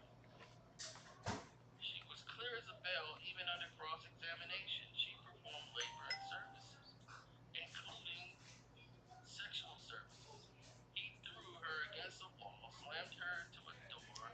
She saw violence in Send me the thing, man. The Bogdan thing. When they were in South Africa, KK told Mia, if you don't call him in 10 minutes, you don't have a job. He has all the power and control.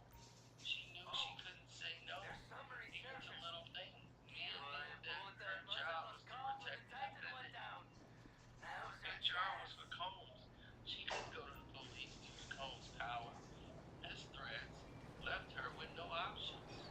I guess you're going to hear that she could have left, and that she told Combs she loved him.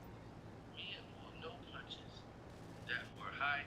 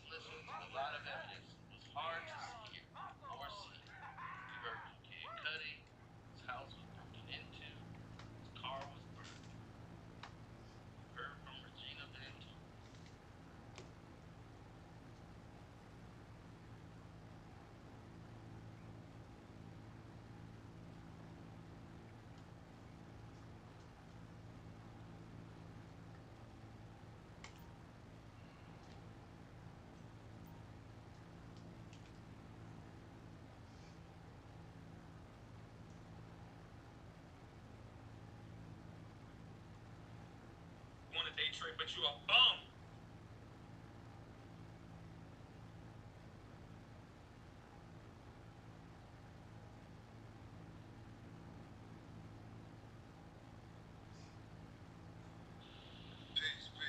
Peace and power, peace and power, peace and power, peace and power. Yeah.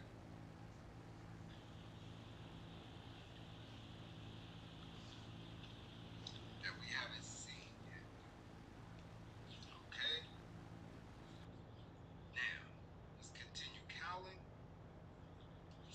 Colin County District Attorney Greg Willis announced that his team worked to present evidence to the grand jury for weeks. Quote, we know this case has struck a deep nerve here in Collin County and beyond. That's understandable. When something like this happens at a event, it shakes me to the core, Willis said in a statement. But the justice system works best when it moves with steadiness and with principle. That's what we're committed to, and that's exactly what this case deserves. Willis acknowledged Austin Metcalf's family following the formal indictment, asking the community to keep them in your thoughts, and if you're willing, in your prayers as well. Shit, man. Now, I don't know this coded language for the peoples out there, but I do know one thing, that we need to have, and I'm talking about all of us, Shame we can't keep her. There's just Then there's $1 million I get, at least 500K. too big. All that 6 things to 500K, that'll be that. That's Got some buyers that's lined up. We'll take care of the paperwork. You go grab a beer. Relax. We'll be good for this. That's how it's done, man. They said Puff's is going down. I thought he was coming home. He diswounded it. But these are the type of cases that we need to be spending day in and day out with. Listening to the legalities and how it's playing out in court. Not that shit. This shit. Okay? Let's continue. I am pleased that we are moving forward. With the first degree unalignment indictment, it now goes into the court system. I fully believe that justice will be served for Austin Metcalf. Excuse me. You heard that, right? You heard that, right? I fully believe that justice will be served for Austin Metcalf. I look forward to the forthcoming trial, but it will never bring my son back, said Austin Metcalf's father, Jeff Metcalf. Okay? Okay? Now, Carmelo's attorney, Mike Howard. Now nut runners are officially banned from competing in any fight card involving Turkey Alashik. It looks like fighters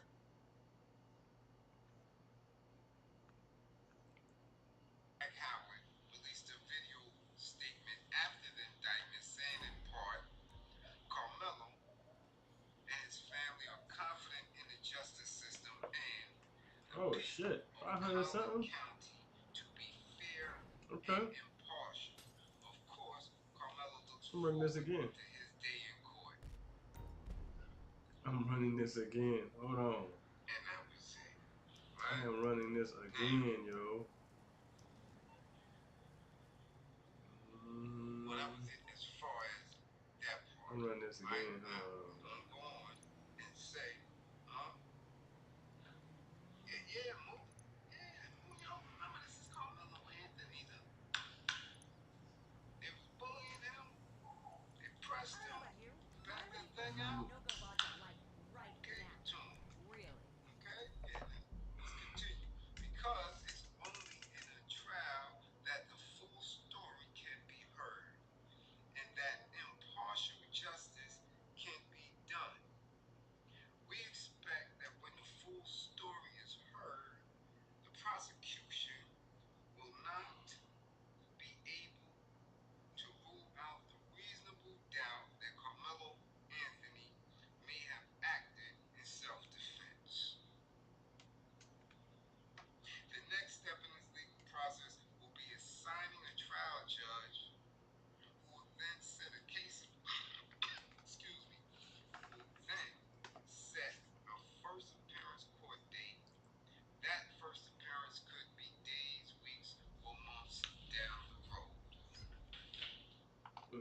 another one.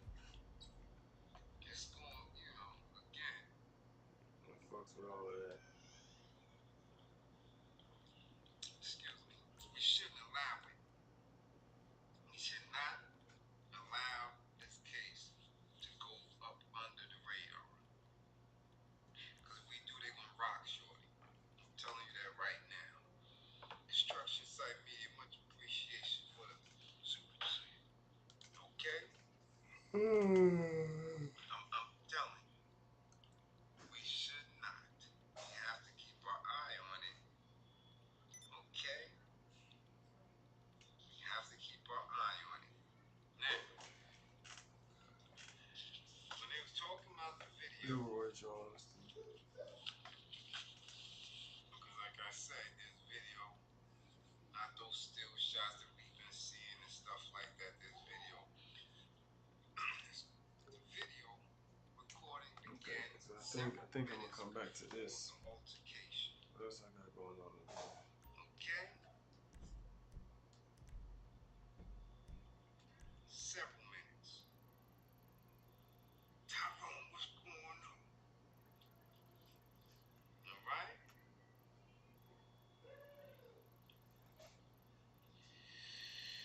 Girl, fuck about no hanger.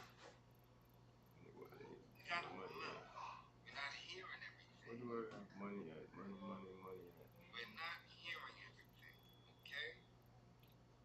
The video recording began several minutes before the altercation between Anthony and Metcalf.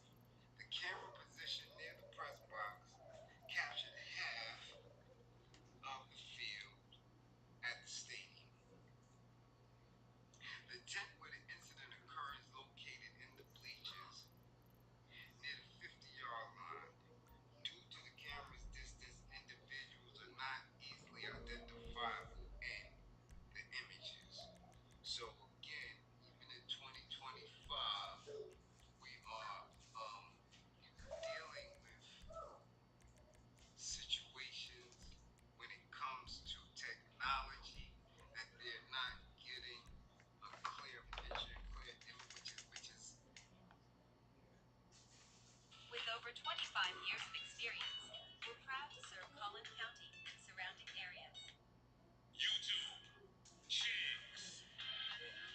Kids, you know what to do, Chicks. Hey, Chicks, move. Appreciate all the coverage that you've been doing. I've been some kind of way about it. So much so that even today, Jim Jones is still calling out Shanish.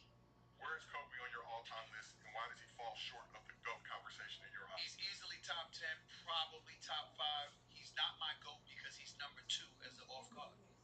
He ain't better. He didn't eclipse Jordan. So because he didn't eclipse Jordan, he's number 2. And because we're making the argument about LeBron in terms of his versatility, being a guy that can play 4 different positions, being a point forward, being a guy that's a 27-point per game scorer, and kind of things that he's been able to do. He said he studied shark attack videos to think about angle. Being a guy that can play 4 different positions, being a point forward, being a guy that's a 27-point per game scorer, and kind of things that he's been able to do. We have him on the Mount Rushmore. Nobody's resume supersedes that of Kareem Abdul-Jabbar outside of Bill Russell. But we know that Bill Russell wasn't Kareem Abdul-Jabbar as a talent. He was as a leader and a champion and a winner, 11 titles in 13 years. But when you look at Kareem and the all-time scoring champion before LeBron eclipsed him, the only individual in the history of the sport with 1 patented move that was considered unstoppable. Everybody knew Skyhook, all right? 6-time champion, 19-time All-Star, what he was able to do. But LeBron's resume, in a lot of people's eyes, 10 NBA Finals, 4 MVPs, 4 championships, and what he's been able to do with his versatility. I look at Kobe, and even though I would rather have Kobe, particularly in tight situations, my attitude was Kobe's number 2 off guard, so automatically I didn't think about him as the GOAT. That was my argument. Number 2 off guard, he's not in the top 5. And I said he might be in the top 5. Oh, might be. Okay. The only reason I say not top 5, I'm talking about Kareem. You could like some people say Tim Duncan's the best power forward ever. They look at Kareem as opposed to Russell or Shaq or somebody. You're including all of those names. But when you talk about the off guard position, I think it's MJ and then it's Kobe. And just quickly, Kareem also almost whooped Bruce Lee's ass in Game of Death, so that would elevate him in the GOAT discussion. But no, let's move over to Cemetery Larry. Obviously, you took issue with Kobe not being mentioned amongst the GOATs. No, I didn't take issue with that at all. I take issue with minimizing Kobe's legacy in order for another slot to be taken up. And it's not even about, he has an opinion, he can say what he wants, and everybody can, right? But we talking about legacy, talking about somebody that's gone, that can obviously speak for himself when he's here. So there's nobody that can actually be the spokesman for someone who's passed and that can say, what do you mean Shaq carried me? What do you mean it don't count because he was on my team? What do you mean you don't know what a three-peat means? And we almost did it twice because of a short season of a CBA agreement. And we got swept. We got swept because of the turmoil in our team and shortened season. But then you look at Kobe Bryant's whole legacy, it's not about the whole stats and the MBAs and none of that to me. You say 1A, 1B. There can't be a number 2 if you got 1A, 1B. Okay. So at the legacy point, when you're like, all right, Kobe, man, rest in peace. You did everything you needed to do to lead this next generation, and hopefully they leave the game as you left it. And he left the game as scoring 15,000 in two different 17,000 in 2 different jerseys, introducing the mama mentality. This ain't got nothing to do with stats. This ain't got nothing to do with accomplishments on the boards. It's just influence and inspiration. Oh, I think greatness outside of the 1A is right there. We may argue he's the closest thing to Jordan, then you put him at like number 6. Yeah. If I'm the closest thing to greatness, how can I be that far? Then you put somebody else in front of me who's done less. Yeah, but you also gotta see, respectfully, look. That's where we let emotion get into the mix. Let me tell you why. We all miss the Black Mamba. I know I had a lot of love for him. I was with him 3 weeks before he passed away. By the way, New Year's Eve, before the New Year's Eve together, we was at the same party and shit. And when his wife was there and the whole bit, you know what Kobe meant to all of us. But I will tell you this, quick story. So I'm rapping to Kobe, and Kobe knows how I feel about MJ. And Kobe was like, shit, I'd give anything if I could rewind the clock and I could have been in the same era as him. I'd have bust his ass. You know, and I'm laughing, whatever. And he was like, tell him. He'll tell you. I tell him that shit all the time. I picked up the phone. I called MJ. And he's like, he started laughing. He said, yeah. He tells me that all the damn time. You know, so what you saying about him, be clear, he believes that. You know, you ain't lying when you talk about what Kobe believes and what Kobe would challenge anybody on. But here's the thing. Kobe wouldn't bring up legacy off the court. He would leave that to others. He like, you know, that shit speaks for itself. He believes just strictly talking about his game. He was MJ. The baddest. He believes that. He believed that, God rest his soul. That's how he felt. No doubt about that. That's what I said to them. Like, it wasn't about what you said. It was in the context of the defense for him. When you, like, the younger generation is hearing us talk about a guy who can't speak for himself. So all we got now are memories and highlights. So we got our own peers who 5,000 guys watch this dude play. We all should be, not just because he died, but because of what we've seen. Like, yeah, he was one of them. Yeah, but the flip side to that is we're talking about basketball. So in my position, all you could do is say, yo, when he was alive, this is what he said. This is how he felt. I might have disagreed with him about point A or point D, 100%. Agreed with him on C and D, but as long as you're not discrediting him by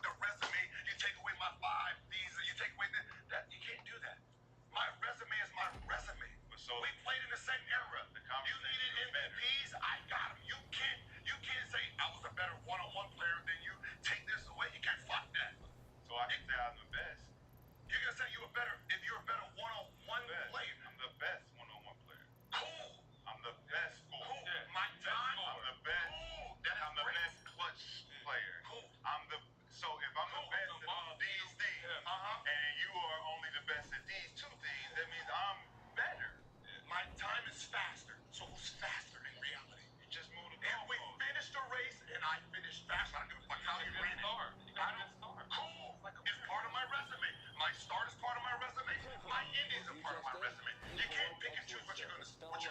Yeah, we're not talking about. You just said we come in to have two different conversations: resume or who's the best. Now, when You want to have this conversation because you can use all of these metrics and stats to prove this. When we talk about this, you can't have the conversation. No, it's not an eye test. It's not, because he said it. He said, Michael, the best version of Michael Jordan that we've seen in comparison to the best version of LeBron James we've seen, bro, if you don't get the fuck out of here. You said who's the better clutch player? Between who? LeBron and Kobe. Kobe. Who has the better clutch percentage? LeBron. Who has the most clutch shots? I don't know. You can tell us. But you're using stats, right? Again, so what are you using? I'm using what we've seen in those moments. Those moments. So when Kobe's making his, you're looking. When LeBron's made his, you're not looking. So your clutch shot LeBron's making is at the end of the second quarter. Again, right? but if you're using moments, he didn't have more moments than MJ. Who? Kobe. Yes, he did. Clutch. Yes. And I'm talking about game. We're talking about game winners. Who has more game What winners? the fuck, dude? This nigga so good. Kobe or LeBron? Shit, nigga. He brought up the clutch stat. Damn, dude. Which can be end of quarter, can be a lot of different things. Last 3 minutes. But when you talk about game winners, that's the metric of the legacy. That's when you say, man, Christmas against the Miami Heat, Kobe, backboard, on Christmas, Merry Christmas, niggas. You said Merry Christmas. I saw MJ do it to win championships. You have to use you gotta use 1A, 1B. legacy, yo. 1A, 1B. You can't use what you want to use. We can, because we all got our own opinion. That's exactly why he sat there and said his opinion. And then you can't tell me I gotta use your metric to get your fucking numbers. He just laid it out. This is why I got him 1. This is why I got him 2. And that's why I sat there and was like, you know what? I respect that shit because that's your reason why. Now I asked you a question. I said, who is a better clutch shooter? You said Kobe. I said, who has the better percentage? You said LeBron. I said, who has the most clutch shot? You said LeBron. Now, if you're LeBron, how are you convincing anyone that Kobe is the best clutch shooter? What are you saying? Like, how are you proving this? If nobody ever seen these two play, how do you prove it to that person? Do we have to show them highlights? Do you want to show them highlights if we never seen them play? Do they get to see highlights? Yes. So they get to see highlights of Kobe's moments of hitting clutch shots? And then you compare it to but you got to show the other one too. Yeah. Can I go to So if we base it on that alone, Kobe's depth. So if one has 100, one has 50, one is shooting at a 40%, one is shooting at a 6%, how do you like one of them at the buzzer, Gilbert? At the buzzer, game. Buzzer beaters is different things than clutch. Like, Game? No, it's not. If I say It's the definition of clutch. If I say who's a better free throw shooter, what are you going to use to determine that? A percentage, right? How do you want to use percentage on one thing, but then you don't want to use it on another? That's the problem. We do. Use it all. We do. It's called 6-0 in the finals. You don't like that percentage, right? You don't like that. You don't use the Kareem and Bill Russell resume. Everyone's resume. You're supposed to use everyone. You can't pick and choose what you want to use. I just said Bill Russell number 1. I just gave you how do you choose who shoots a better free throw? You're just going to go straight to percentage. You're not going to go off of how it looks. You're going to go off the percentage. That's how it. You only want to change it. So if the guy that only shot 1 for 1 that's shooting 1,000%, is he the greatest free throw shooter of all time? Is he shooting 100% from the free throw line? He hasn't missed. So if the percentages count or not? So one shot, more shots with a higher percentage. Who's in the front of the leaderboard? The guy who has 100%. So I'll switch this up. You know, one of the things that I've always wanted to throw at y'all, I've often said this about LeBron at the small forward spot. Give me LeBron for the first 46 minutes. Give me Larry Bird for the last. Hey. Last 2 now. Hey. So how great you gonna be if you gonna sub him out in the last 2 minutes? Okay. Huh? So you think you're better than him? You think you're better than him because you played 2 minutes? Larry Bird. I need that. You know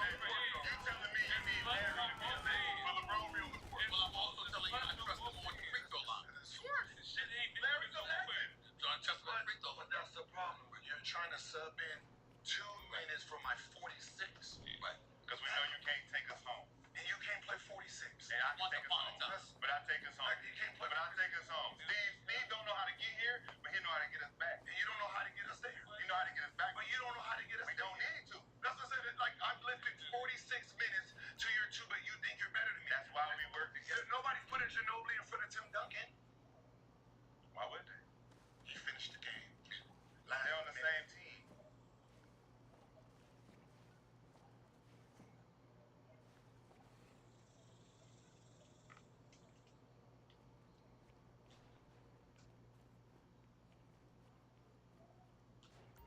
What are you talking about? Rock the shit out this nigga. When you said, can you tell me what team? When you said LeBron's 46 minutes, and then you put in Larry, they was on the same team when you did this, right? You was thinking about this. What I'm saying is when you talk about the small forward spot, I think that LeBron James, let's say for example, which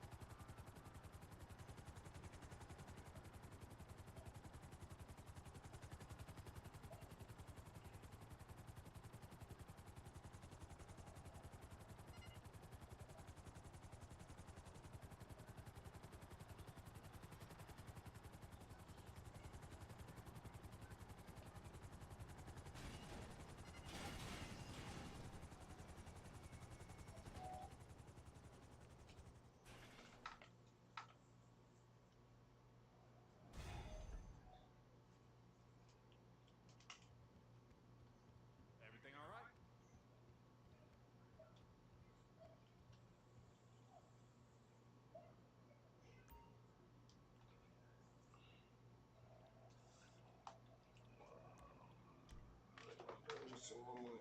Oh, shit. Oh, there's some more money.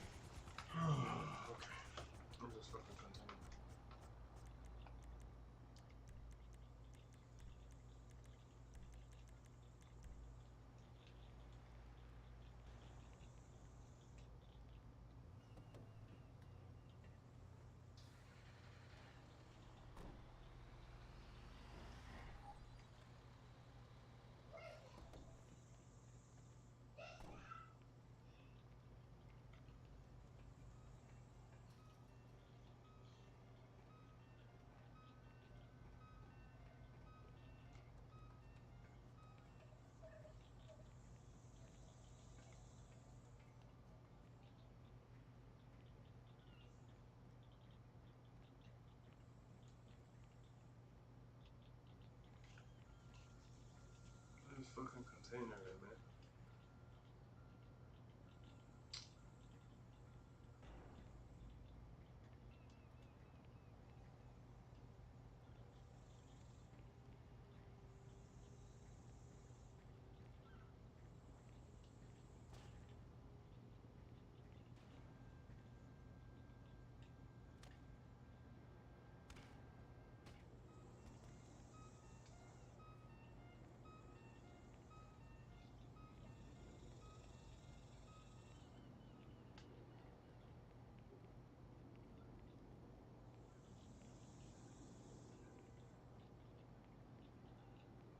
I don't know if I can take a picture of a container or something.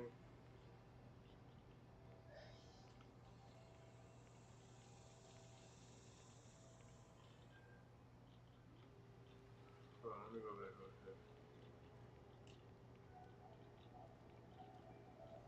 Something I was listening to.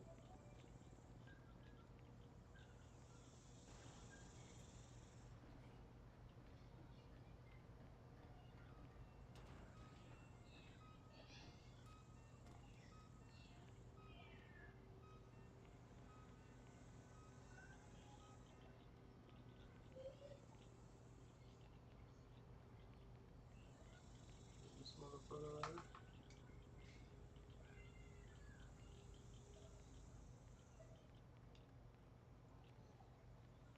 Okay, so it's not that one.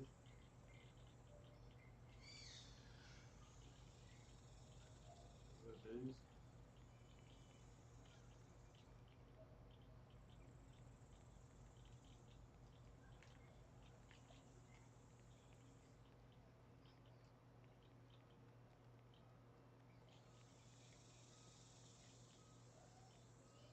Okay, let's see.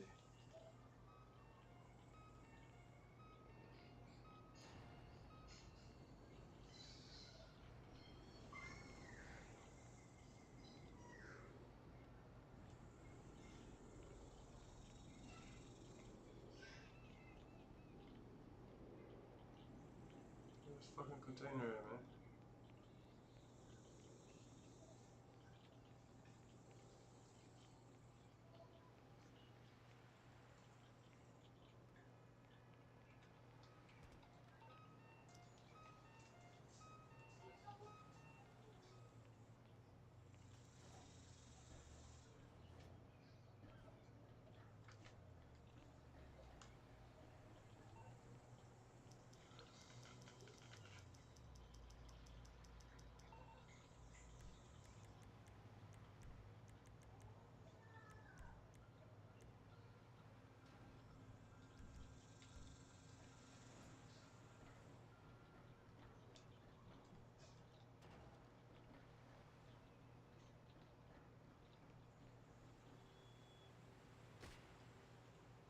Damn, where this shit at? Ah.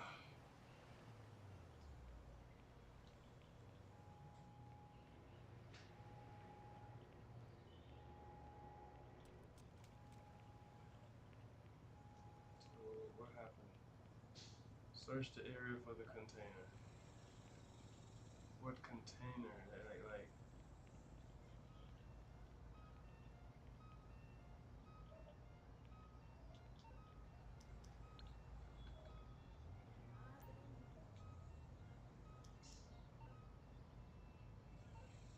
Okay, so let me see something.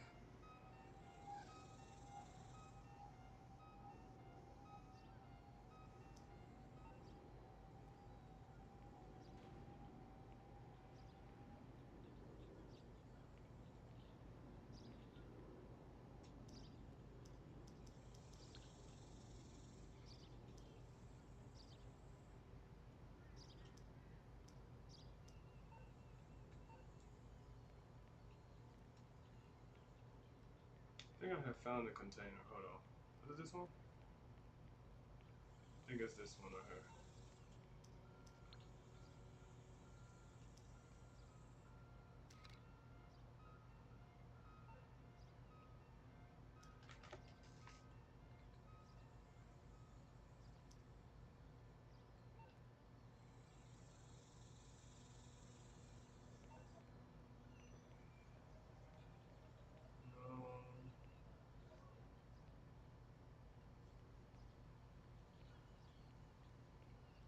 What is this? How come I can't find this shit?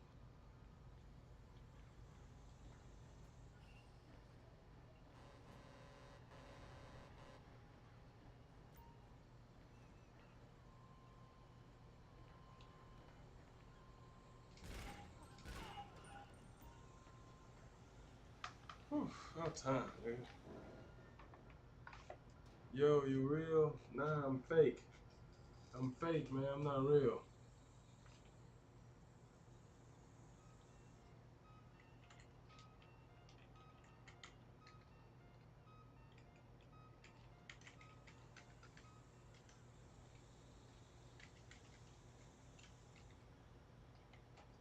I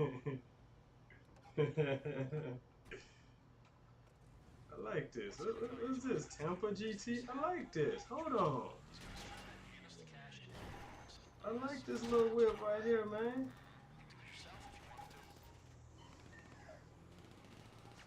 I like this little whip. Tampa GT. I need to check this out. Tampa GT. Hold on.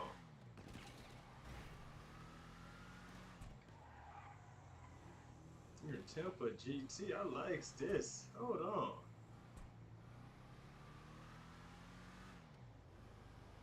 Yeah, this Tampa. Wow, I like this right here, yo. I gotta cop this real quick. Yeah. Oh, I got 12. Ooh.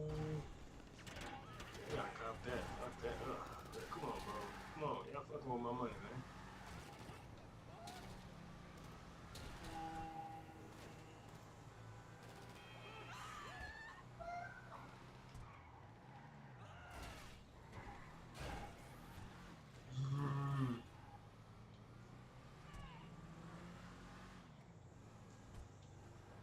Something like, yo, like I'm just looking at the, like I'm just supposed to be looking at the fucking chat. Don't you see me? Don't you see I was paying attention to something? This is a Malibu. That's what this is.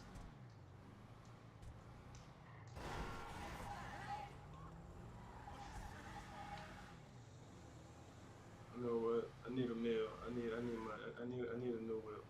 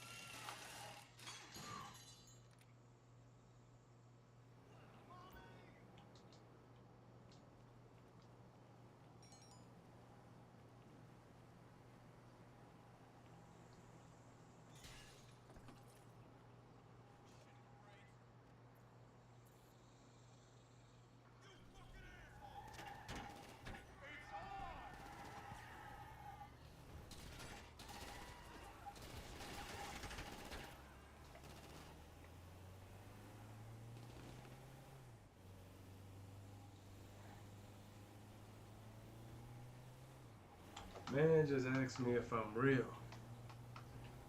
Yeah.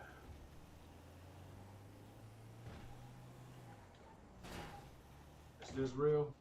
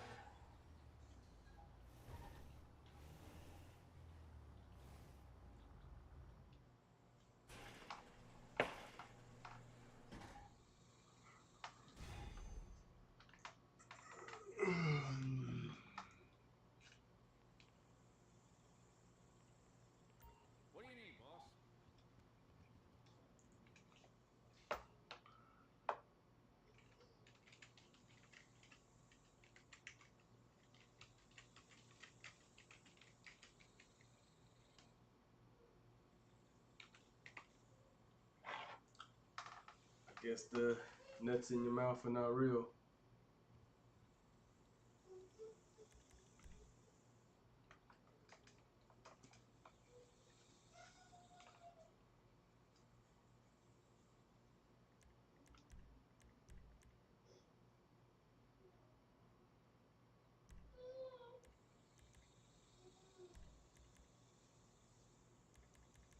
See what nigga Grimy gonna come through. Come on, Grimy.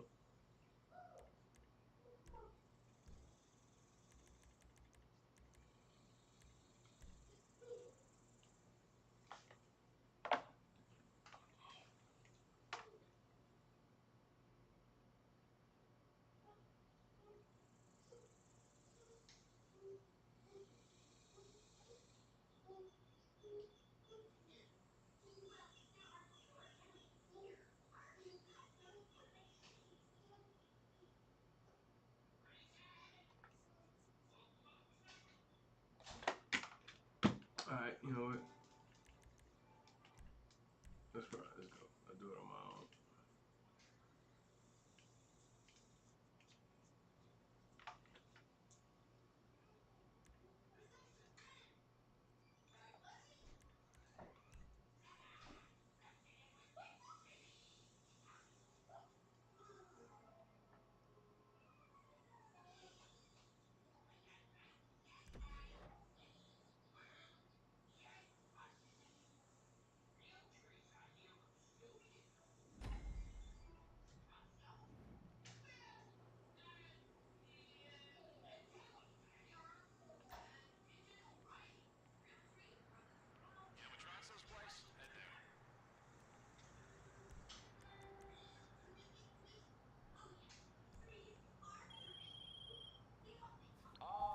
My friend.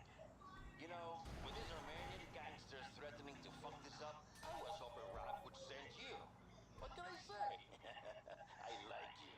Unless you screw this up, in which case I will hate you. Good luck.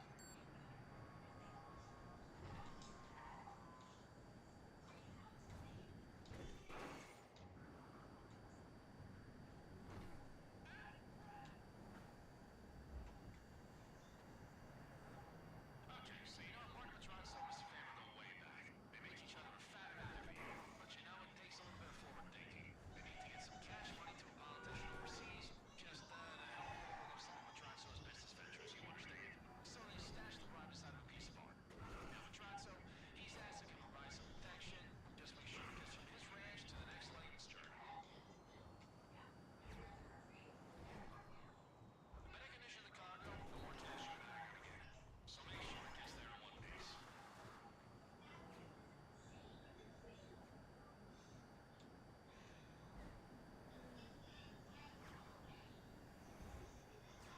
Y'all be doing the same place over and over. Don't y'all get tired of pick a new spot, man? God damn. Alright, this is really far away, boss. Not forever, just enough for this job. You're with Madrazo's new driver now, so bye. Love ya. Hey, good to see you again.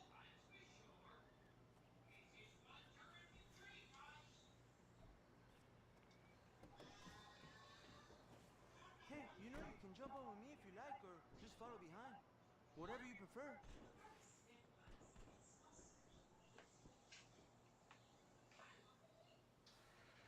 It's time.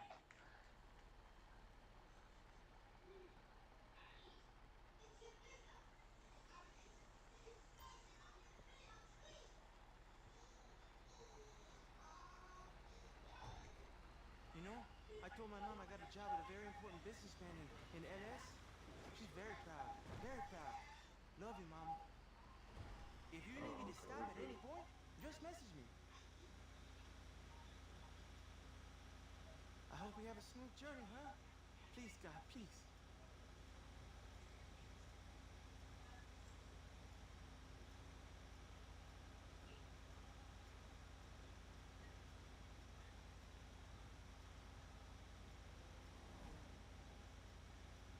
God damn it, we got company. Mr. Madrazo was right. Gonna take a detour.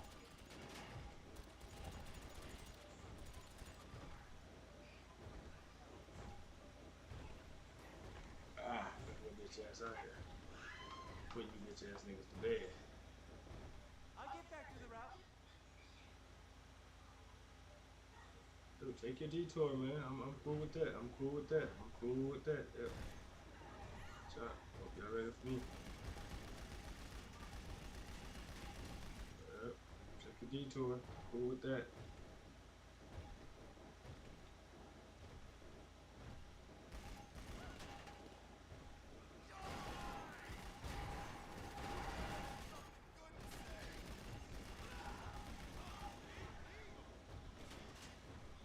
That's what you get, motherfuckers!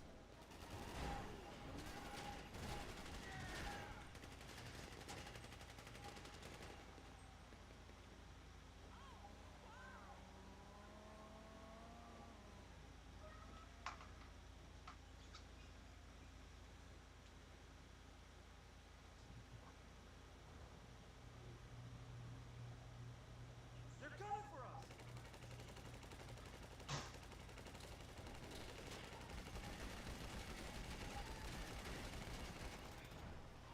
We might get a little bumpy. Another one's down.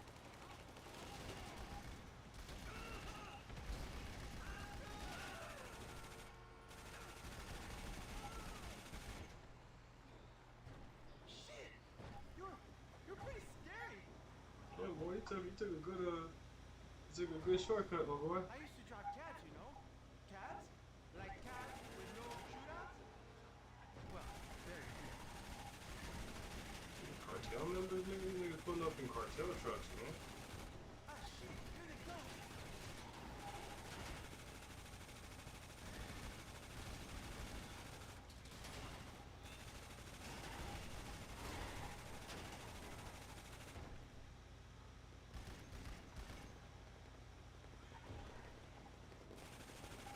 We'll have to go another way.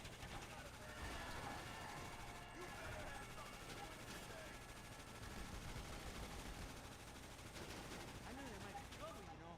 This? I need a raise.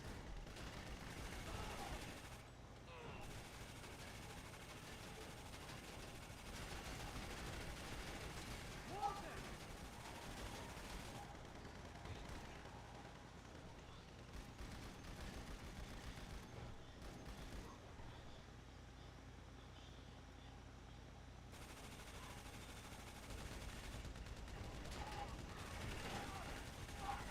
Hold on! Those bastards!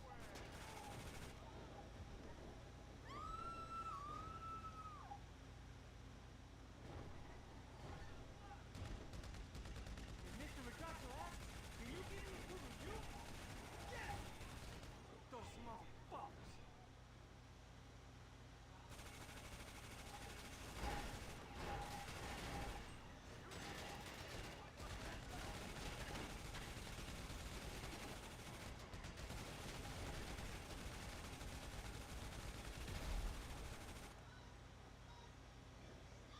Oh my god, I can't believe this is happening! Oh, you son of a bitch! Look out! I got this!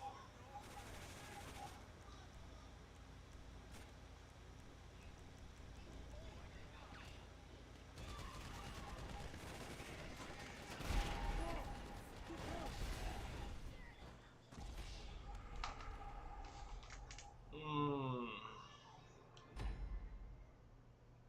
This bum nigga really wrecked the car. Who is this dumb nigga driving? Who is this clown that's driving? What's up, man?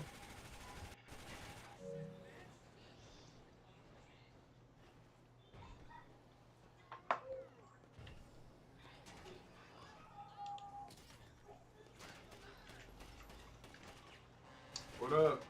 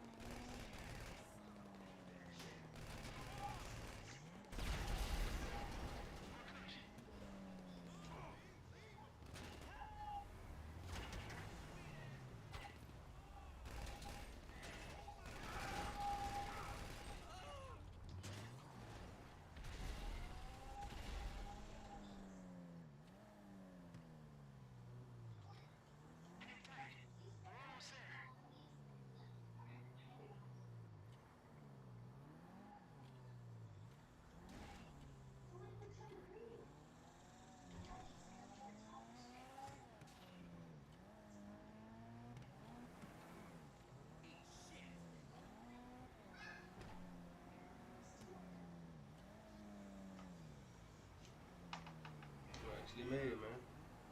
Wow. Gotta go pick up some more moolah.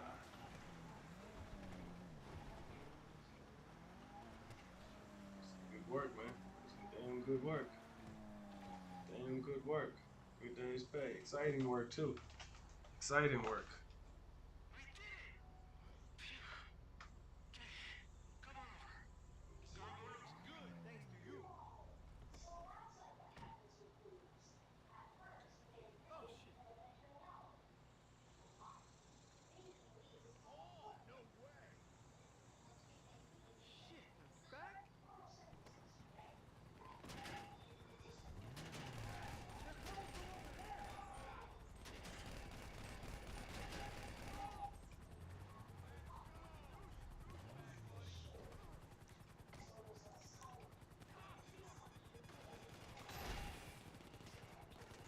Ooh.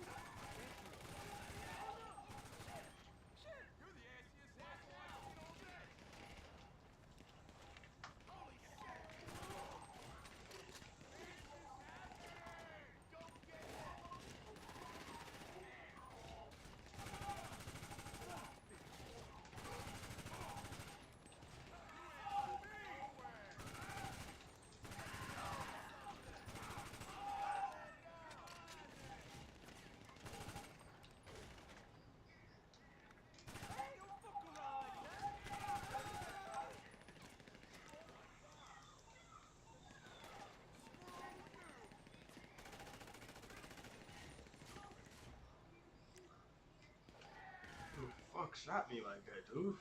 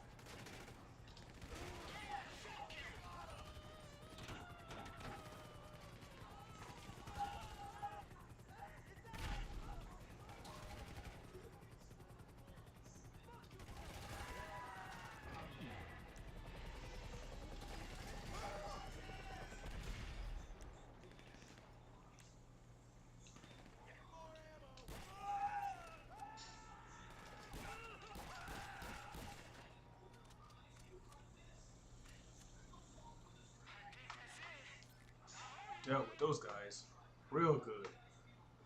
Man.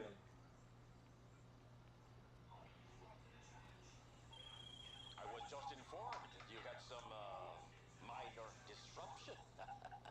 But of course, I knew you could deal with it. The next leg of the journey will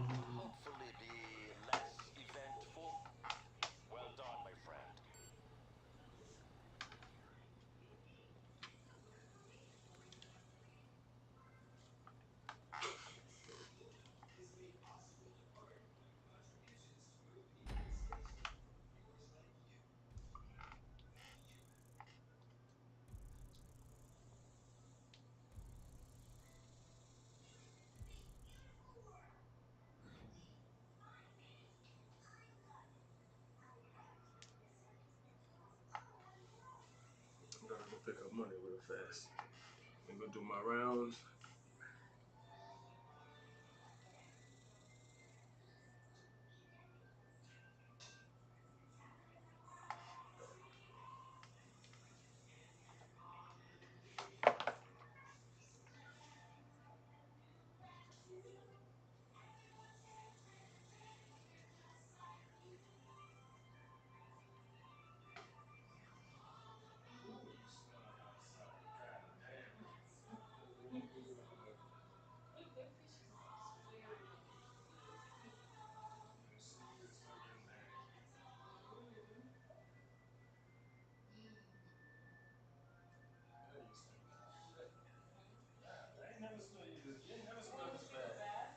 You like literally smell bad today.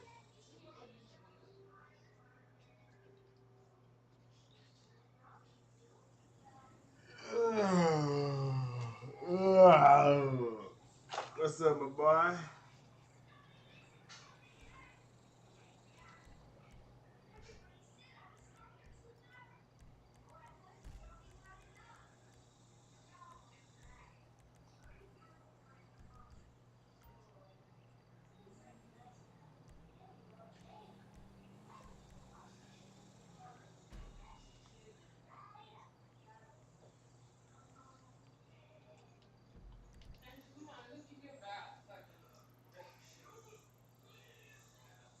So let me go to this club real fast. Let me go pick up some of my money real quick. I got money elsewhere. Let me go over here real quick. That bank is full right there.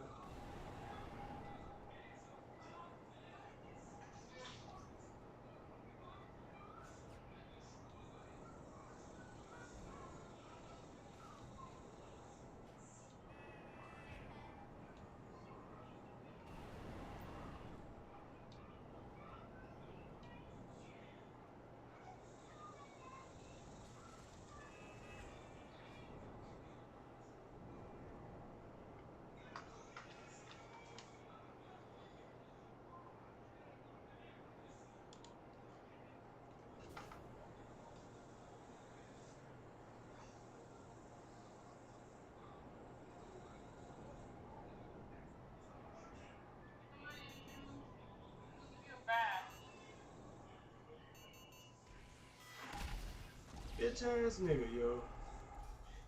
Alright, man. Here we go, man. You got these bitch ass niggas out here starting shit, yo. Alright, Ghost Rider. Shit. Now get on your ass, nigga.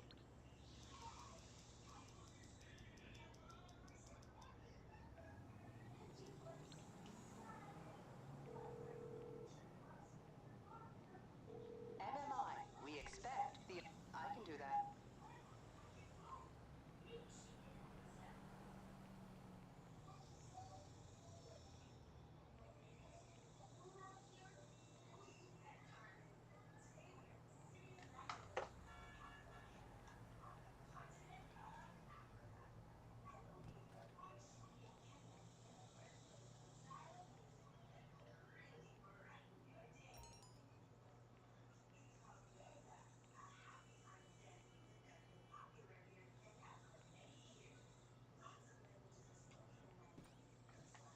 Get this money real quick.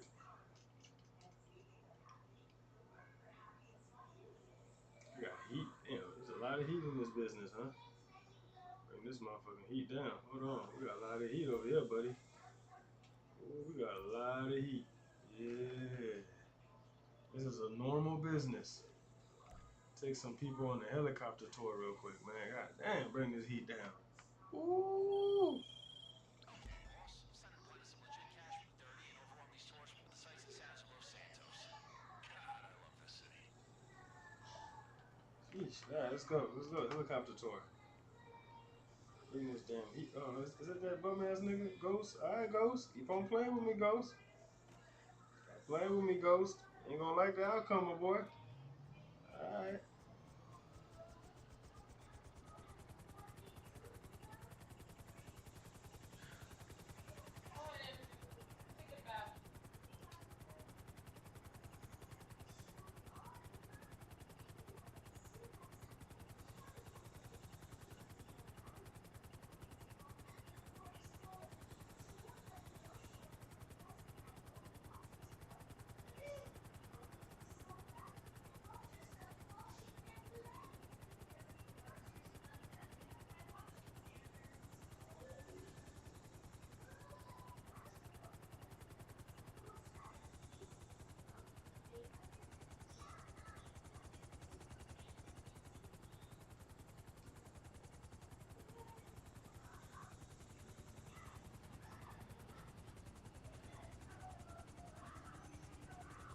Fat dude taking his time.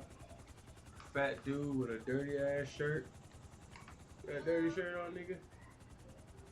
Or is that Pikachu on your shirt? Go to this landmark.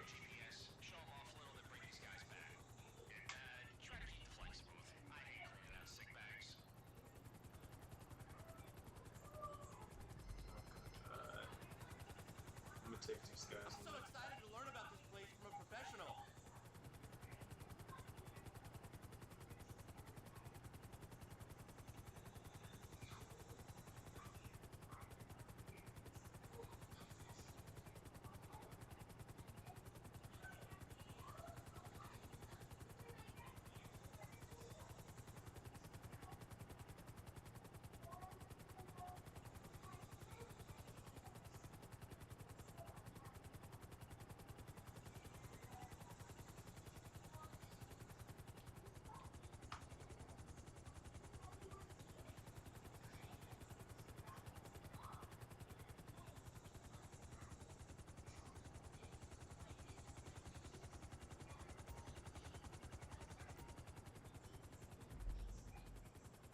Ah, how nice.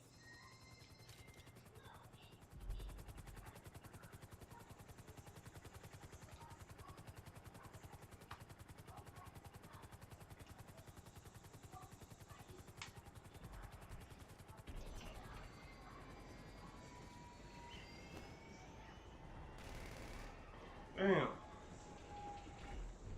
Damn. Sheesh. Hold on, man. I fucked up big time. Fuck, I fucked up. Ooh, I fucked up. Damn. Ah. Don't worry about it.